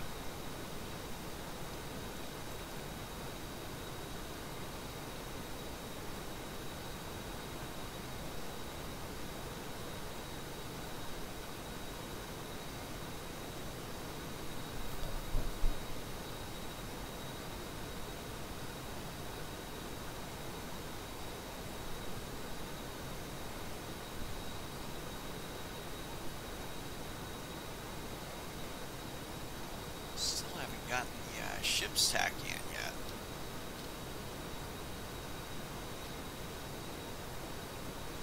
I'm not too worried about that though. I think it was going almost perfectly south. Or not, yeah, but it was, I think it was going like 130 or something like that. Nope, 140. 149, so it would be, it's probably that direction. Back to the right.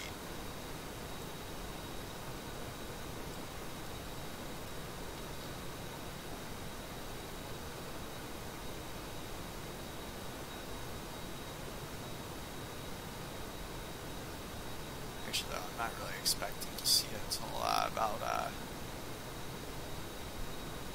maybe 120 miles.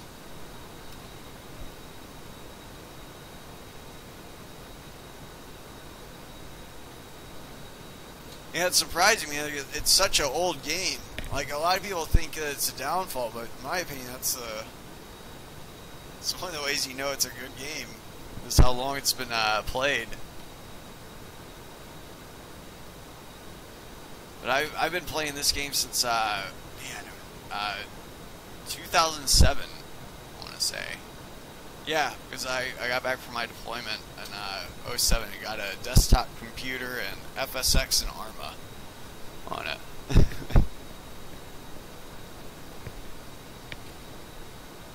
I've upgraded the computer and everything, and obviously Steam wasn't around back then and whatnot.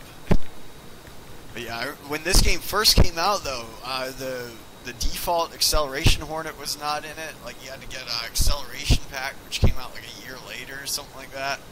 Then the Superbug didn't come out till like 2 years after that, I want to say. But I had it like pre-ordered and was like waiting for it for like a year, I remember. And then same with Tac Pack. Tac Pack didn't come out till like, I want to say like 2 or 3 years after the Superbug came out.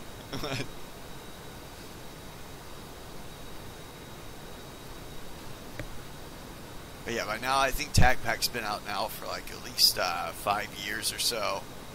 Our TacPack equipped video is made right around, like, not too long after it came out. Like, so I want to say like 2011, 2012 time frame.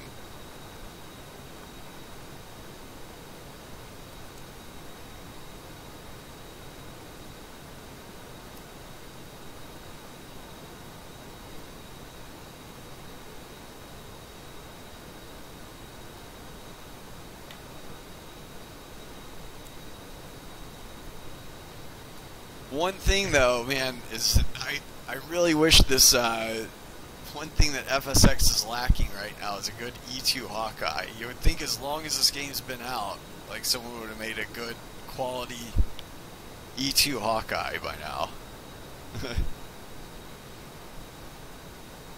Well, they're planning on coming out with an F model Superbug, or the two-seater version of it, you know, but it's which I was really excited for. Not sure though if I'm going to end up getting it though, because I'm not sure if it's going to be shareable or not. And that's, for me, that's going to be one of the big like deal breakers. Is if I have a two-seat Hornet, I want to be able to share it with like a crew, you know, or have like 2 guys in it, you know, like one guy's managing the weapons in the back, the other guy's up front flying.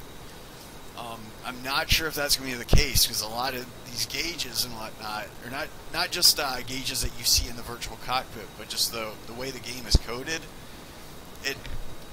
When you get to a level of complexity like a flight computer in a PMDG or something like that, like this is one of the reasons the PMDG isn't shareable, even though it would be so much cooler if the 737 was. It wouldn't, how can I say it? Yeah. A lot of this stuff wouldn't translate, I guess, you know, to like mirror. Like, there's only so many channels that can communicate in a shared virtual cockpit, I guess. And the Superbug and PMDG uses a lot more gauges than what would ever be shareable, I guess. Now, they will also, though, come out with a Pro Pack, though, from what I've heard. E-Model Pro Pack, which I do plan to get, which will integrate a few more things, or make this, make it a little bit more realistic. Like, they're going to add things like ACLS lock-on, or Automated Carrier Landing System lock-on. Let's see, the INS is going to be fully operational, I believe. Man, this is not keep in mind, I don't work for VRS or anything like that, so I wouldn't totally take my word on it, but this is like last I heard kind of thing. Man, what else is supposed to work on it? I know I'm forgetting something. There's a few other things, but... Bingo. Oh, yeah, bingo fuel.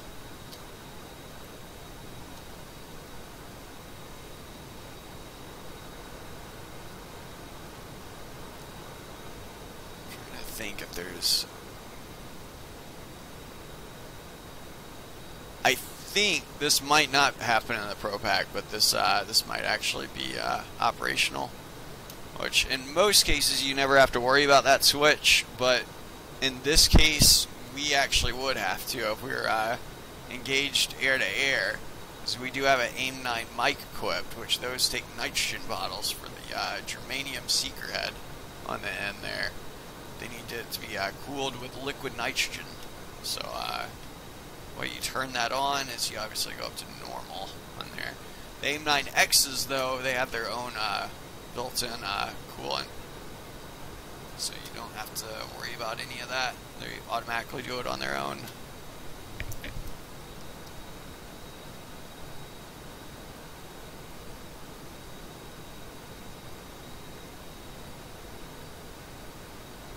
Yeah, it's crazy though how much work they put into one of their jets, though. Like a lot of people request jets from them, you know, but it's they really did like go all out on one jet, I guess, if that makes sense. Kind of like how I guess PMDG can only, you know, and by the way, like VRS, I think it's only like a group of like 2 or 3 guys. I know one of the guys in my virtual squadron. He does work for him. Spins, or he does like 3D modeling work for him. But he's there's not that many people, you know, at the OISS. Whereas PMDG, I think they have a few more people working for him. But even a company like that, they'll only put out, you know, like maybe 1 jet a year at the most. You know, just because it takes so much effort just to make one. Or at least with the level of fidelity that they're looking to put into it.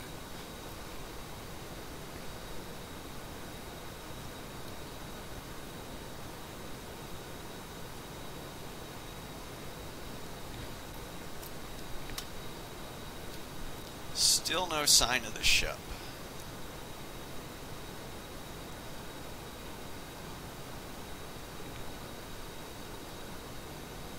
This is a little bit concerning. They're starting to run a little bit lower on gas.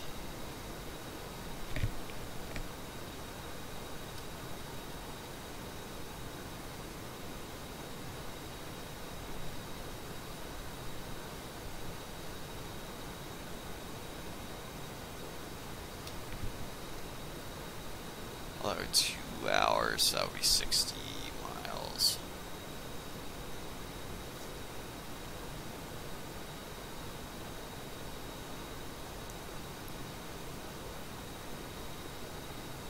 So yeah, we might not actually see it till about 60 miles out.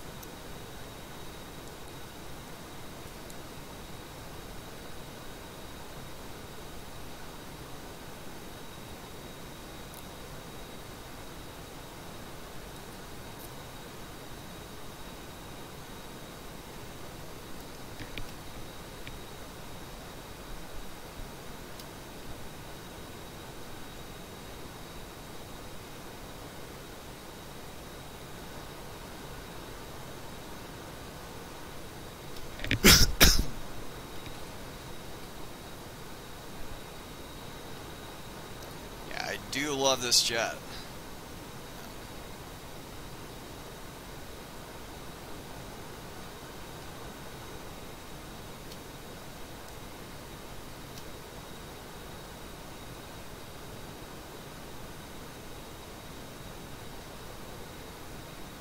Chasing the ship. We'll see him in the next few minutes here.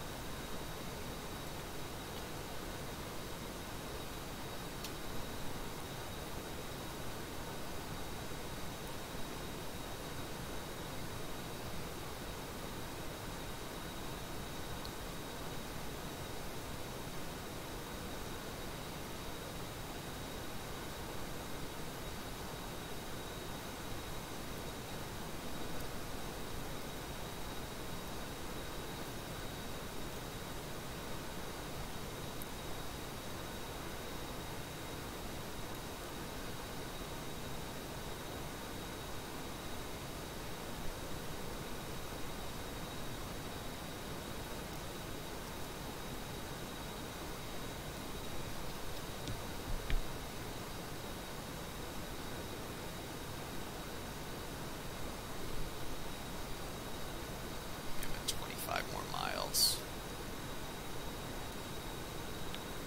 Right.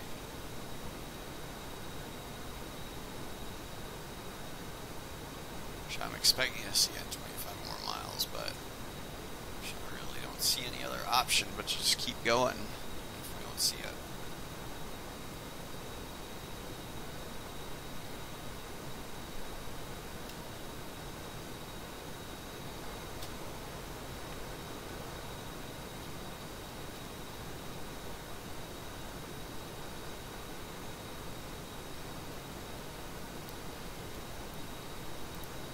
Oh, there we go.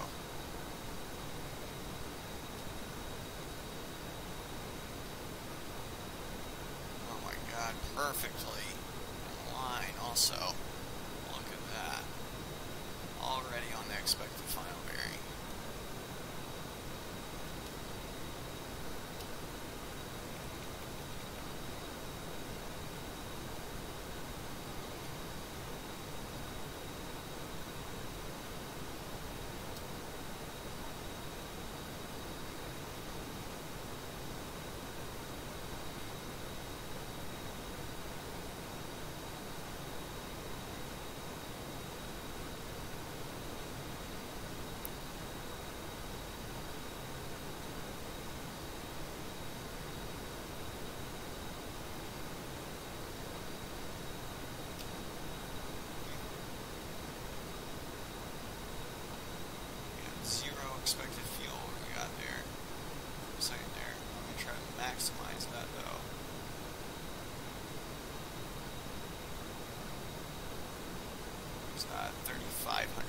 clouds expected when we get there. Yeah, same here. Losing one jet was already bad enough for the night.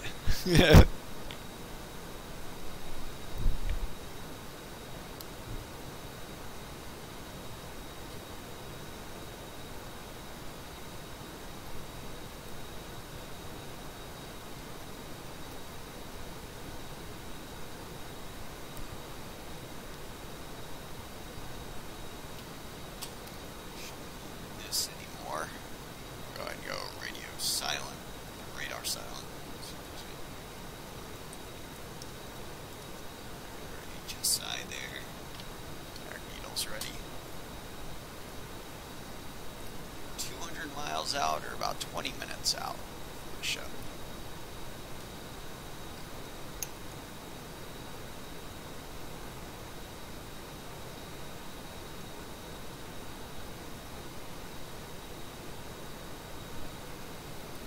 It's all about the same amount of stream time though. Because as soon as we respawned, we were able to fire off those magnums real quick.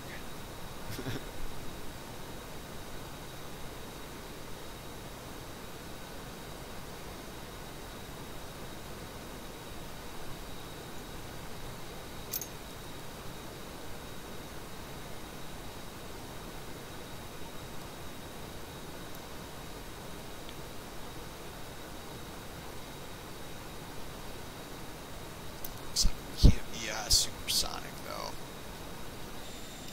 Can still get there with enough gas. Hopefully we don't bolt her. I'll be right back. Use that real quick.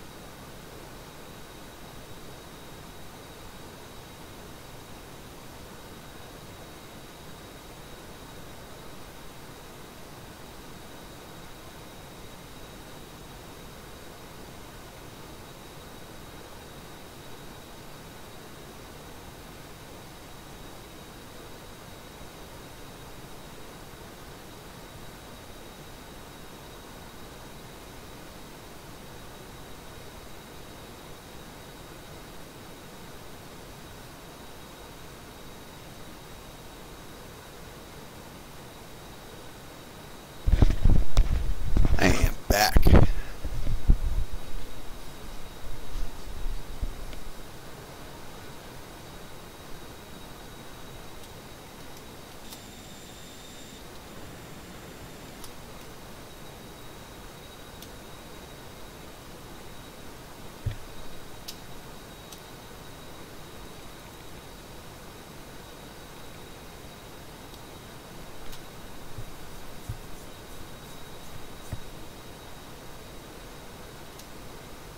Barely make it back.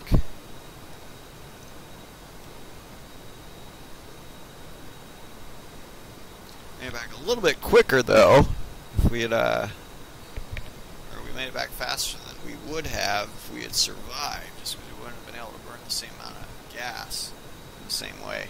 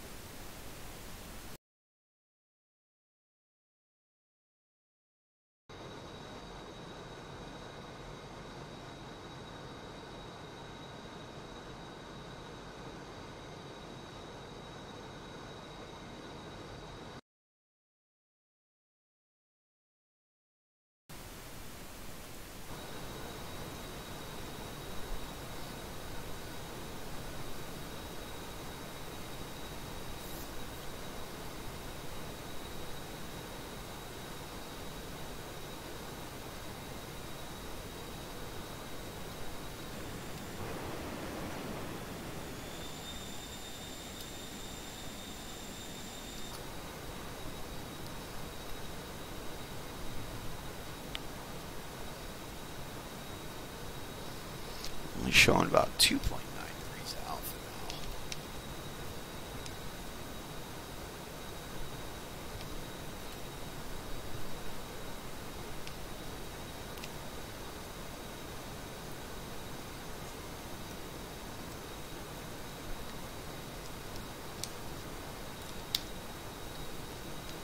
So I can barely see that course line coming out of view.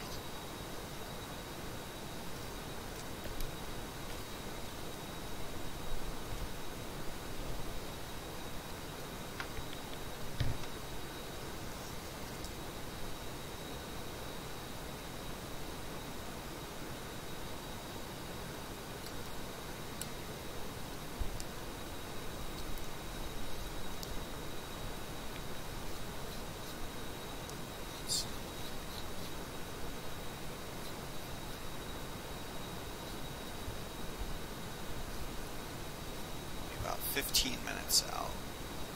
Speed.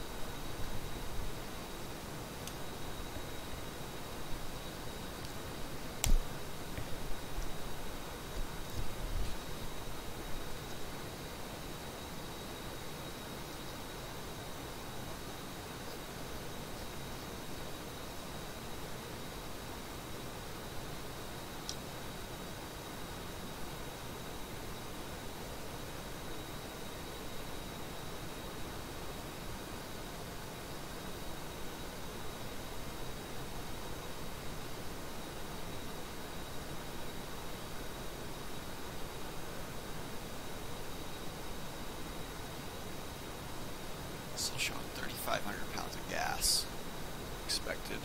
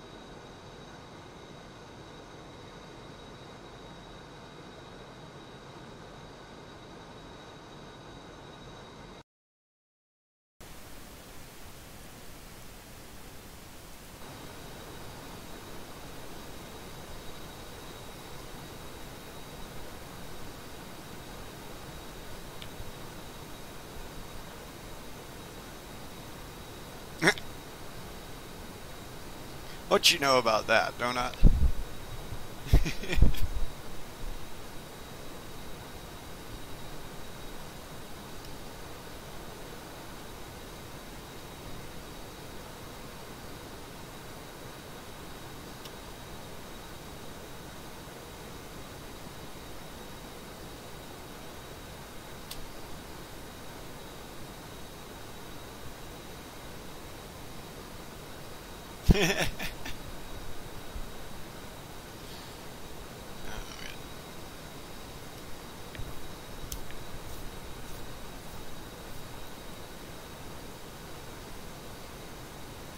Tend to fly better, or trap better.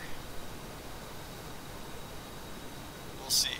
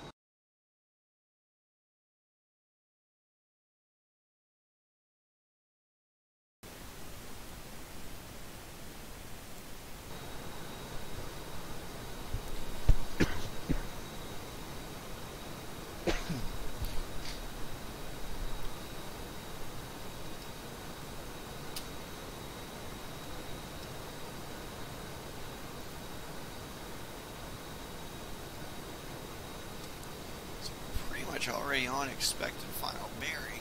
I'm actually going to wait till we get to about 30 miles before I start my descent. We're almost home.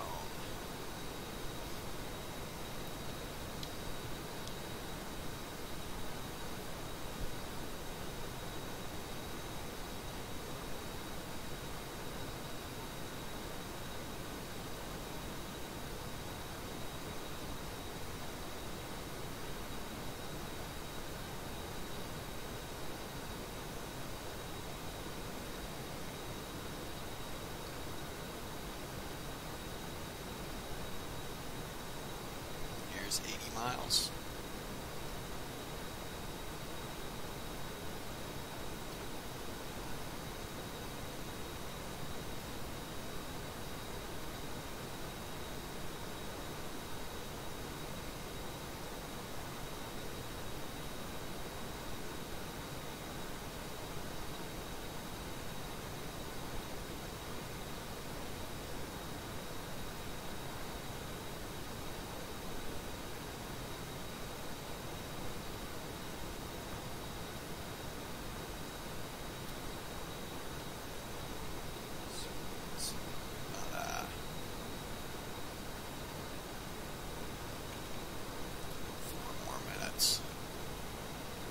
Starting the descent.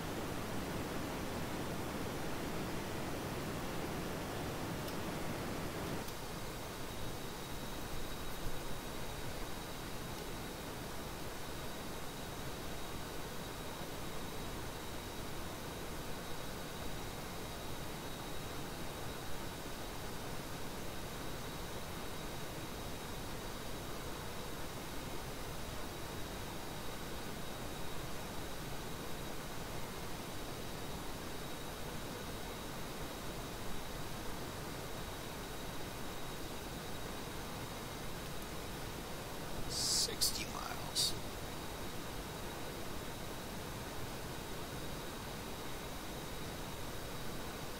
2.5 minutes.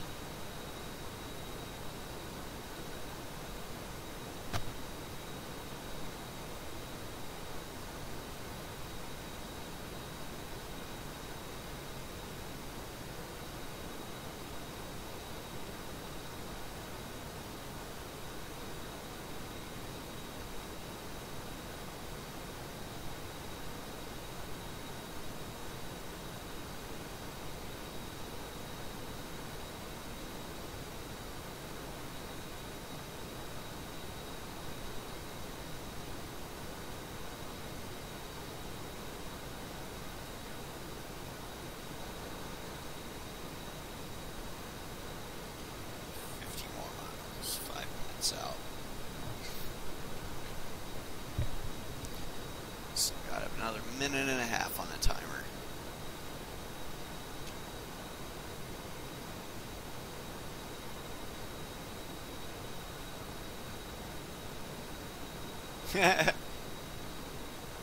I appreciate it, man. That's what I was going for. Is more of a. There's a lot of commercial, airline streams and whatnot where they, fly really long routes, and that's kind of like what we do, except something gets blown up in between.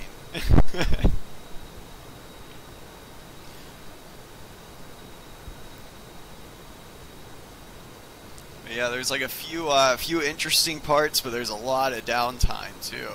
So it's like useful for, I guess, like, it's almost like a radio show. Like, where you can play it in the background and then kind of glance at it when something interesting picks up.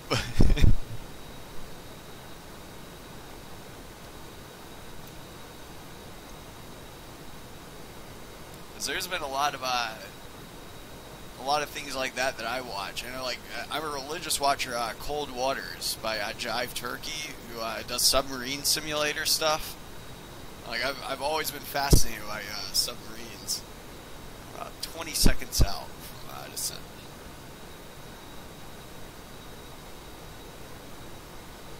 I appreciate it, man.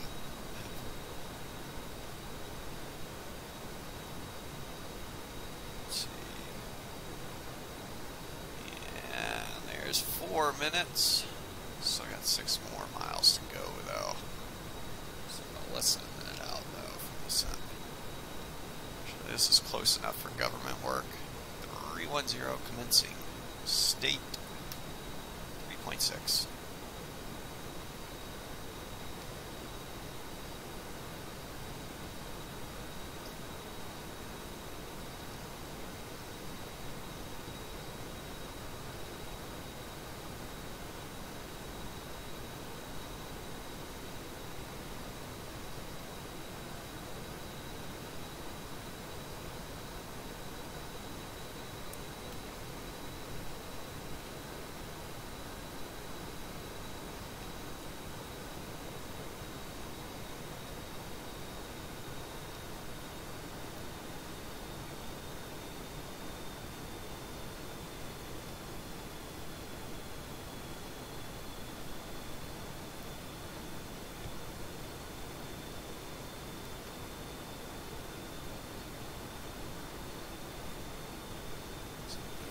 Quite that much of a descent. Got the get there-itis.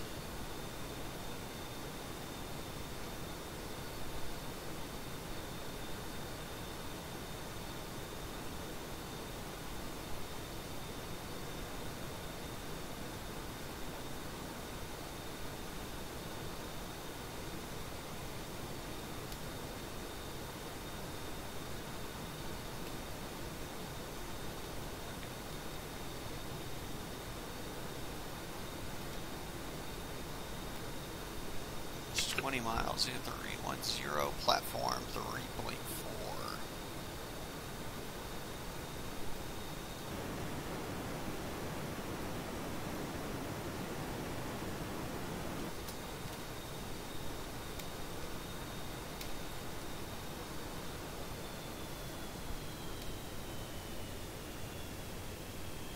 Continue on down to 1200 feet. I'm going to expect to intercept the glide slope at 2.7 miles.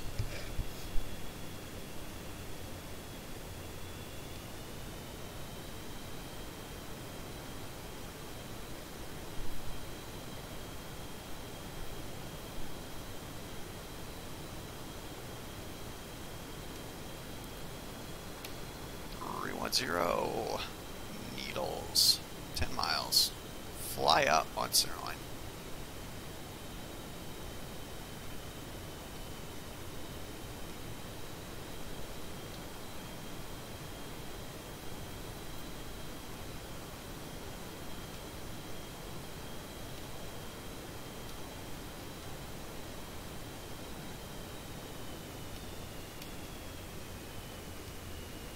Start slowing down to dirty up. Come a little bit further right for a line up.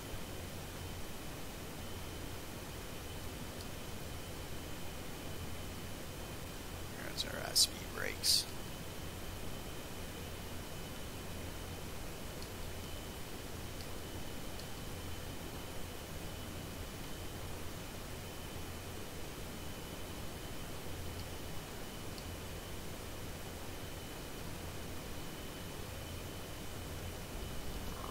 .10 is 4 miles down and dirty. Just 3.2.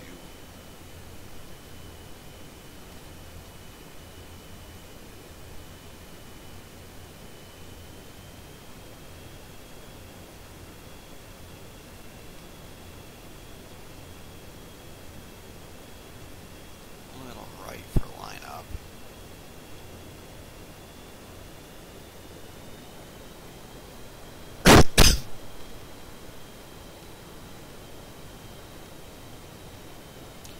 There's our glide slope intercept.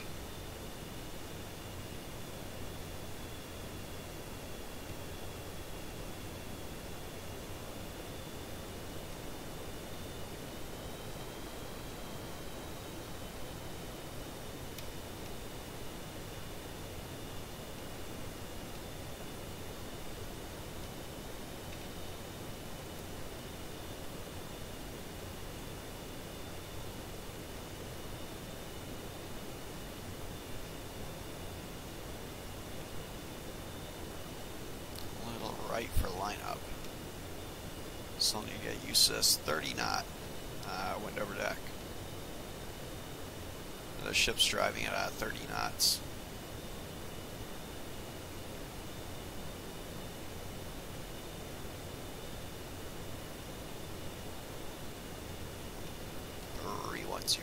Rhino ball. 3.2 manual.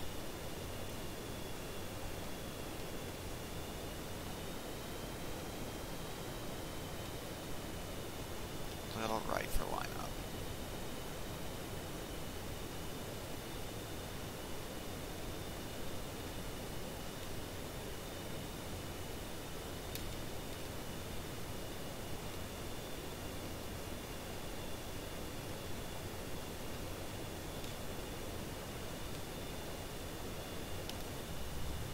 Oh my gosh.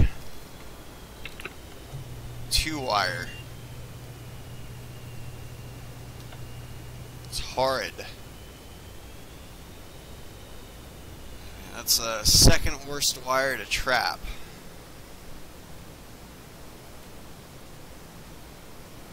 Yeah, my bad. I told you I was going to try to get a 3-wire.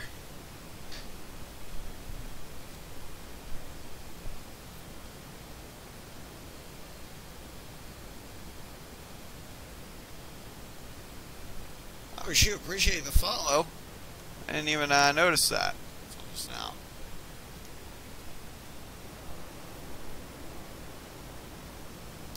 Yeah, this was a bad performance on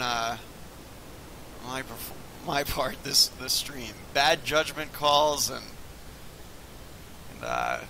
eased off way too much on the power there at the end. Ended up catching a 2-wire versus what should have definitely been a 3-wire. Showing a little bit high. I was scared that I was going to get a 4-wire, so I eased off way too much. Better than being in the water for a broken wing.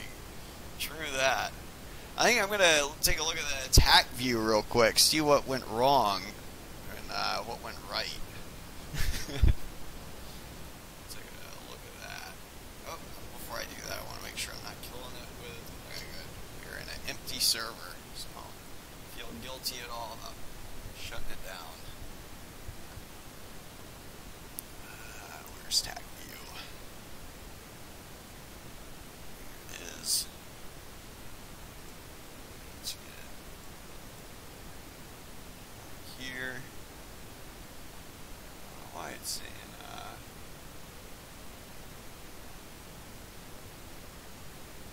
seeing all that stuff. Connection timed out.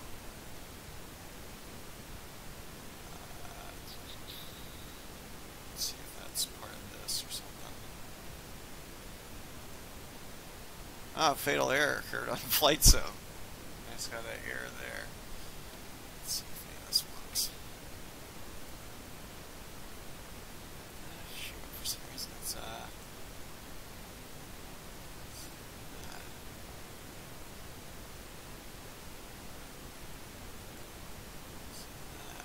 huh. Yeah, I'm not sure where all this is coming from.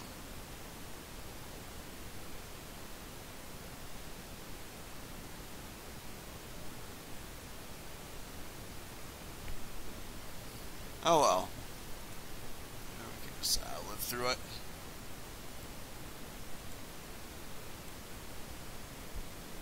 Let's see here.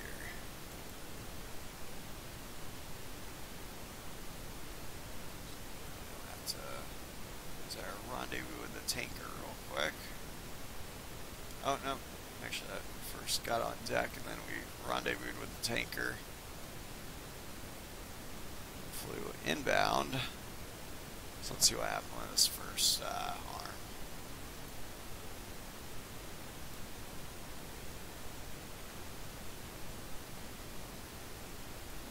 So this arm, here in the top left, you can see its speed. Fast forward a little bit.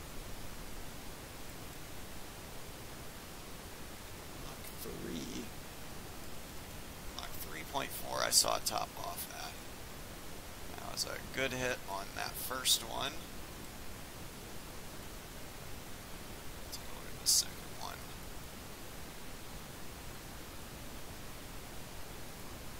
That's right, I went around the long way for the shot.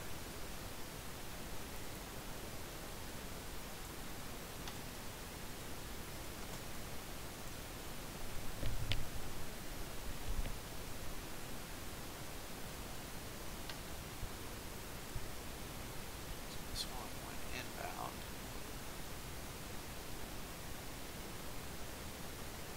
I don't think we got shot at yet, though.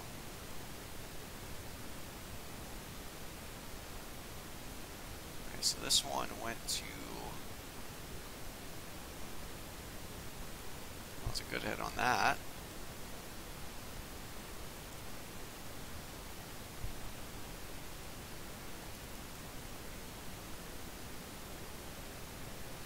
So this is where I think stuff started to go wrong.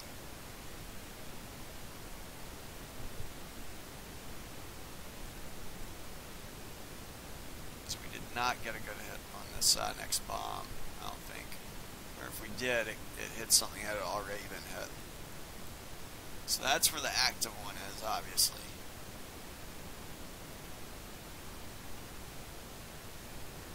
Nope, this one is going to the wrong one. So that was pilot error on my part. I did not double check which one I was targeting, I guess. I needed to confirm that. Probably should have done another loop around. There's the first stam. So I saw dodging that one. Actually, wait, I think we already dodged the first. Oh, man. Okay, yeah, that one came close.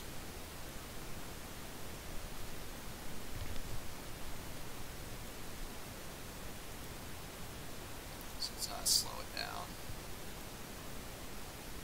That's my chaff.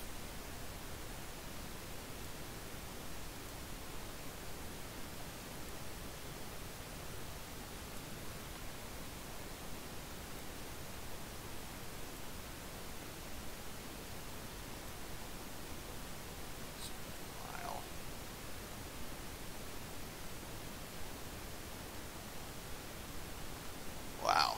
Yeah, that first one was extra close. Yeah, it was still going plenty fast, 2.2 Mach when it zipped by me there.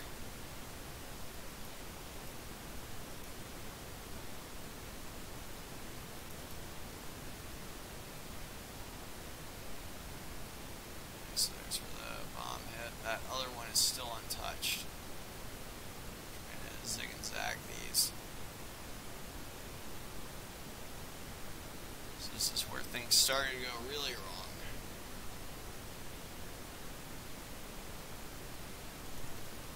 Oh, okay, there it is. Okay, so let's see what happened with that first one. Dodged one, I know.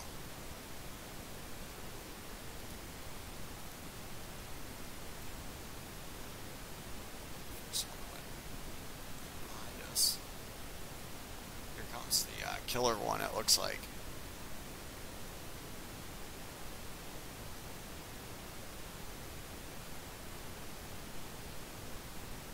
Yeah, that one didn't even... I got robbed.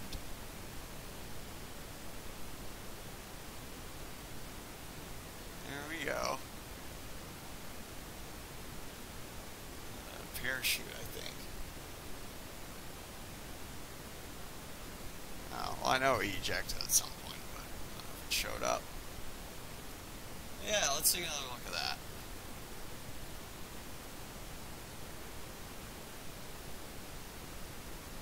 It doesn't even show that it hit. Yeah, I think I got robbed.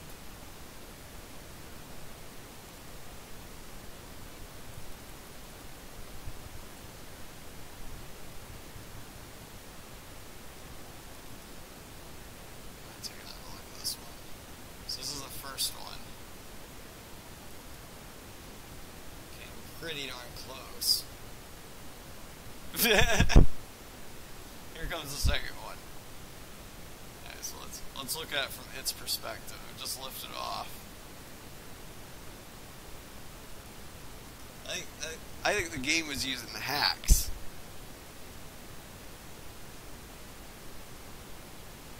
I think the bots were using aimbot.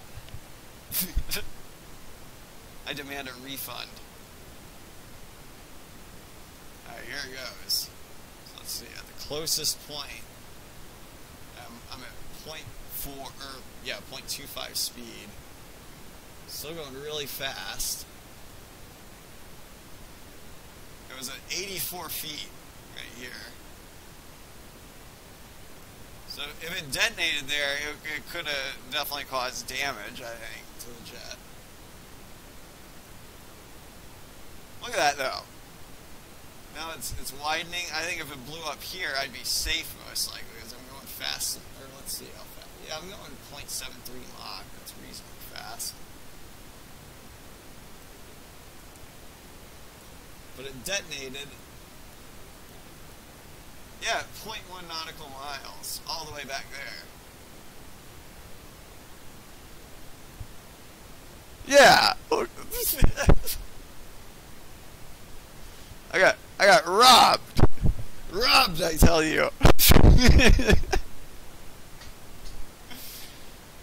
man.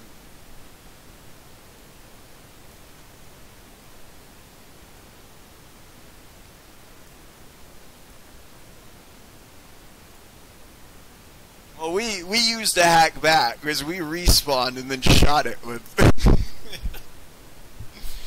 with a harm we didn't totally take in. So he wants to use hacks on us. We got him right back. Oh man.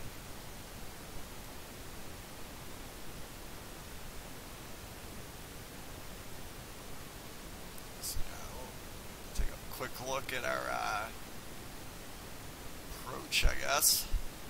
See how awful that looks. Usually we want to look for a straight line after the ship, or as straight as possible. It will always be a little bit bent.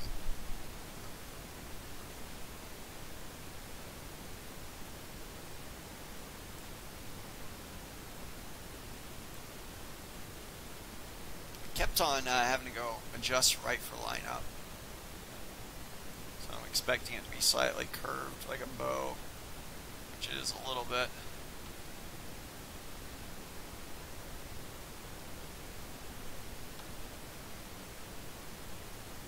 Wasn't terrible. The approach wasn't bad, but yeah, I did let off too much power. You can even see it at the end there a little bit more pronounced dip in my flight path before I catch the wire.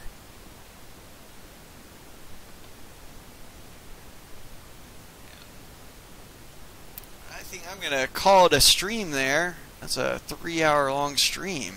Man, I appreciate everyone tuning in, and man, Donut, you have spoiled me, man. Appreciate it, dude. Yeah, can't believe I never thought I would even get like a subscribe button in the first place, but yeah, man, you have made me feel special. But I really do appreciate it, man, the subscription.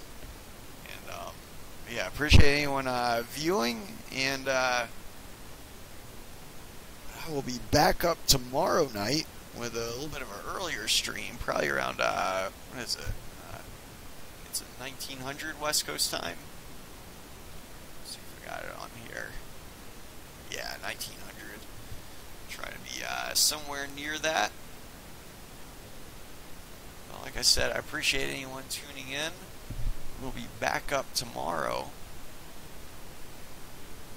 And until next time, happy Take care.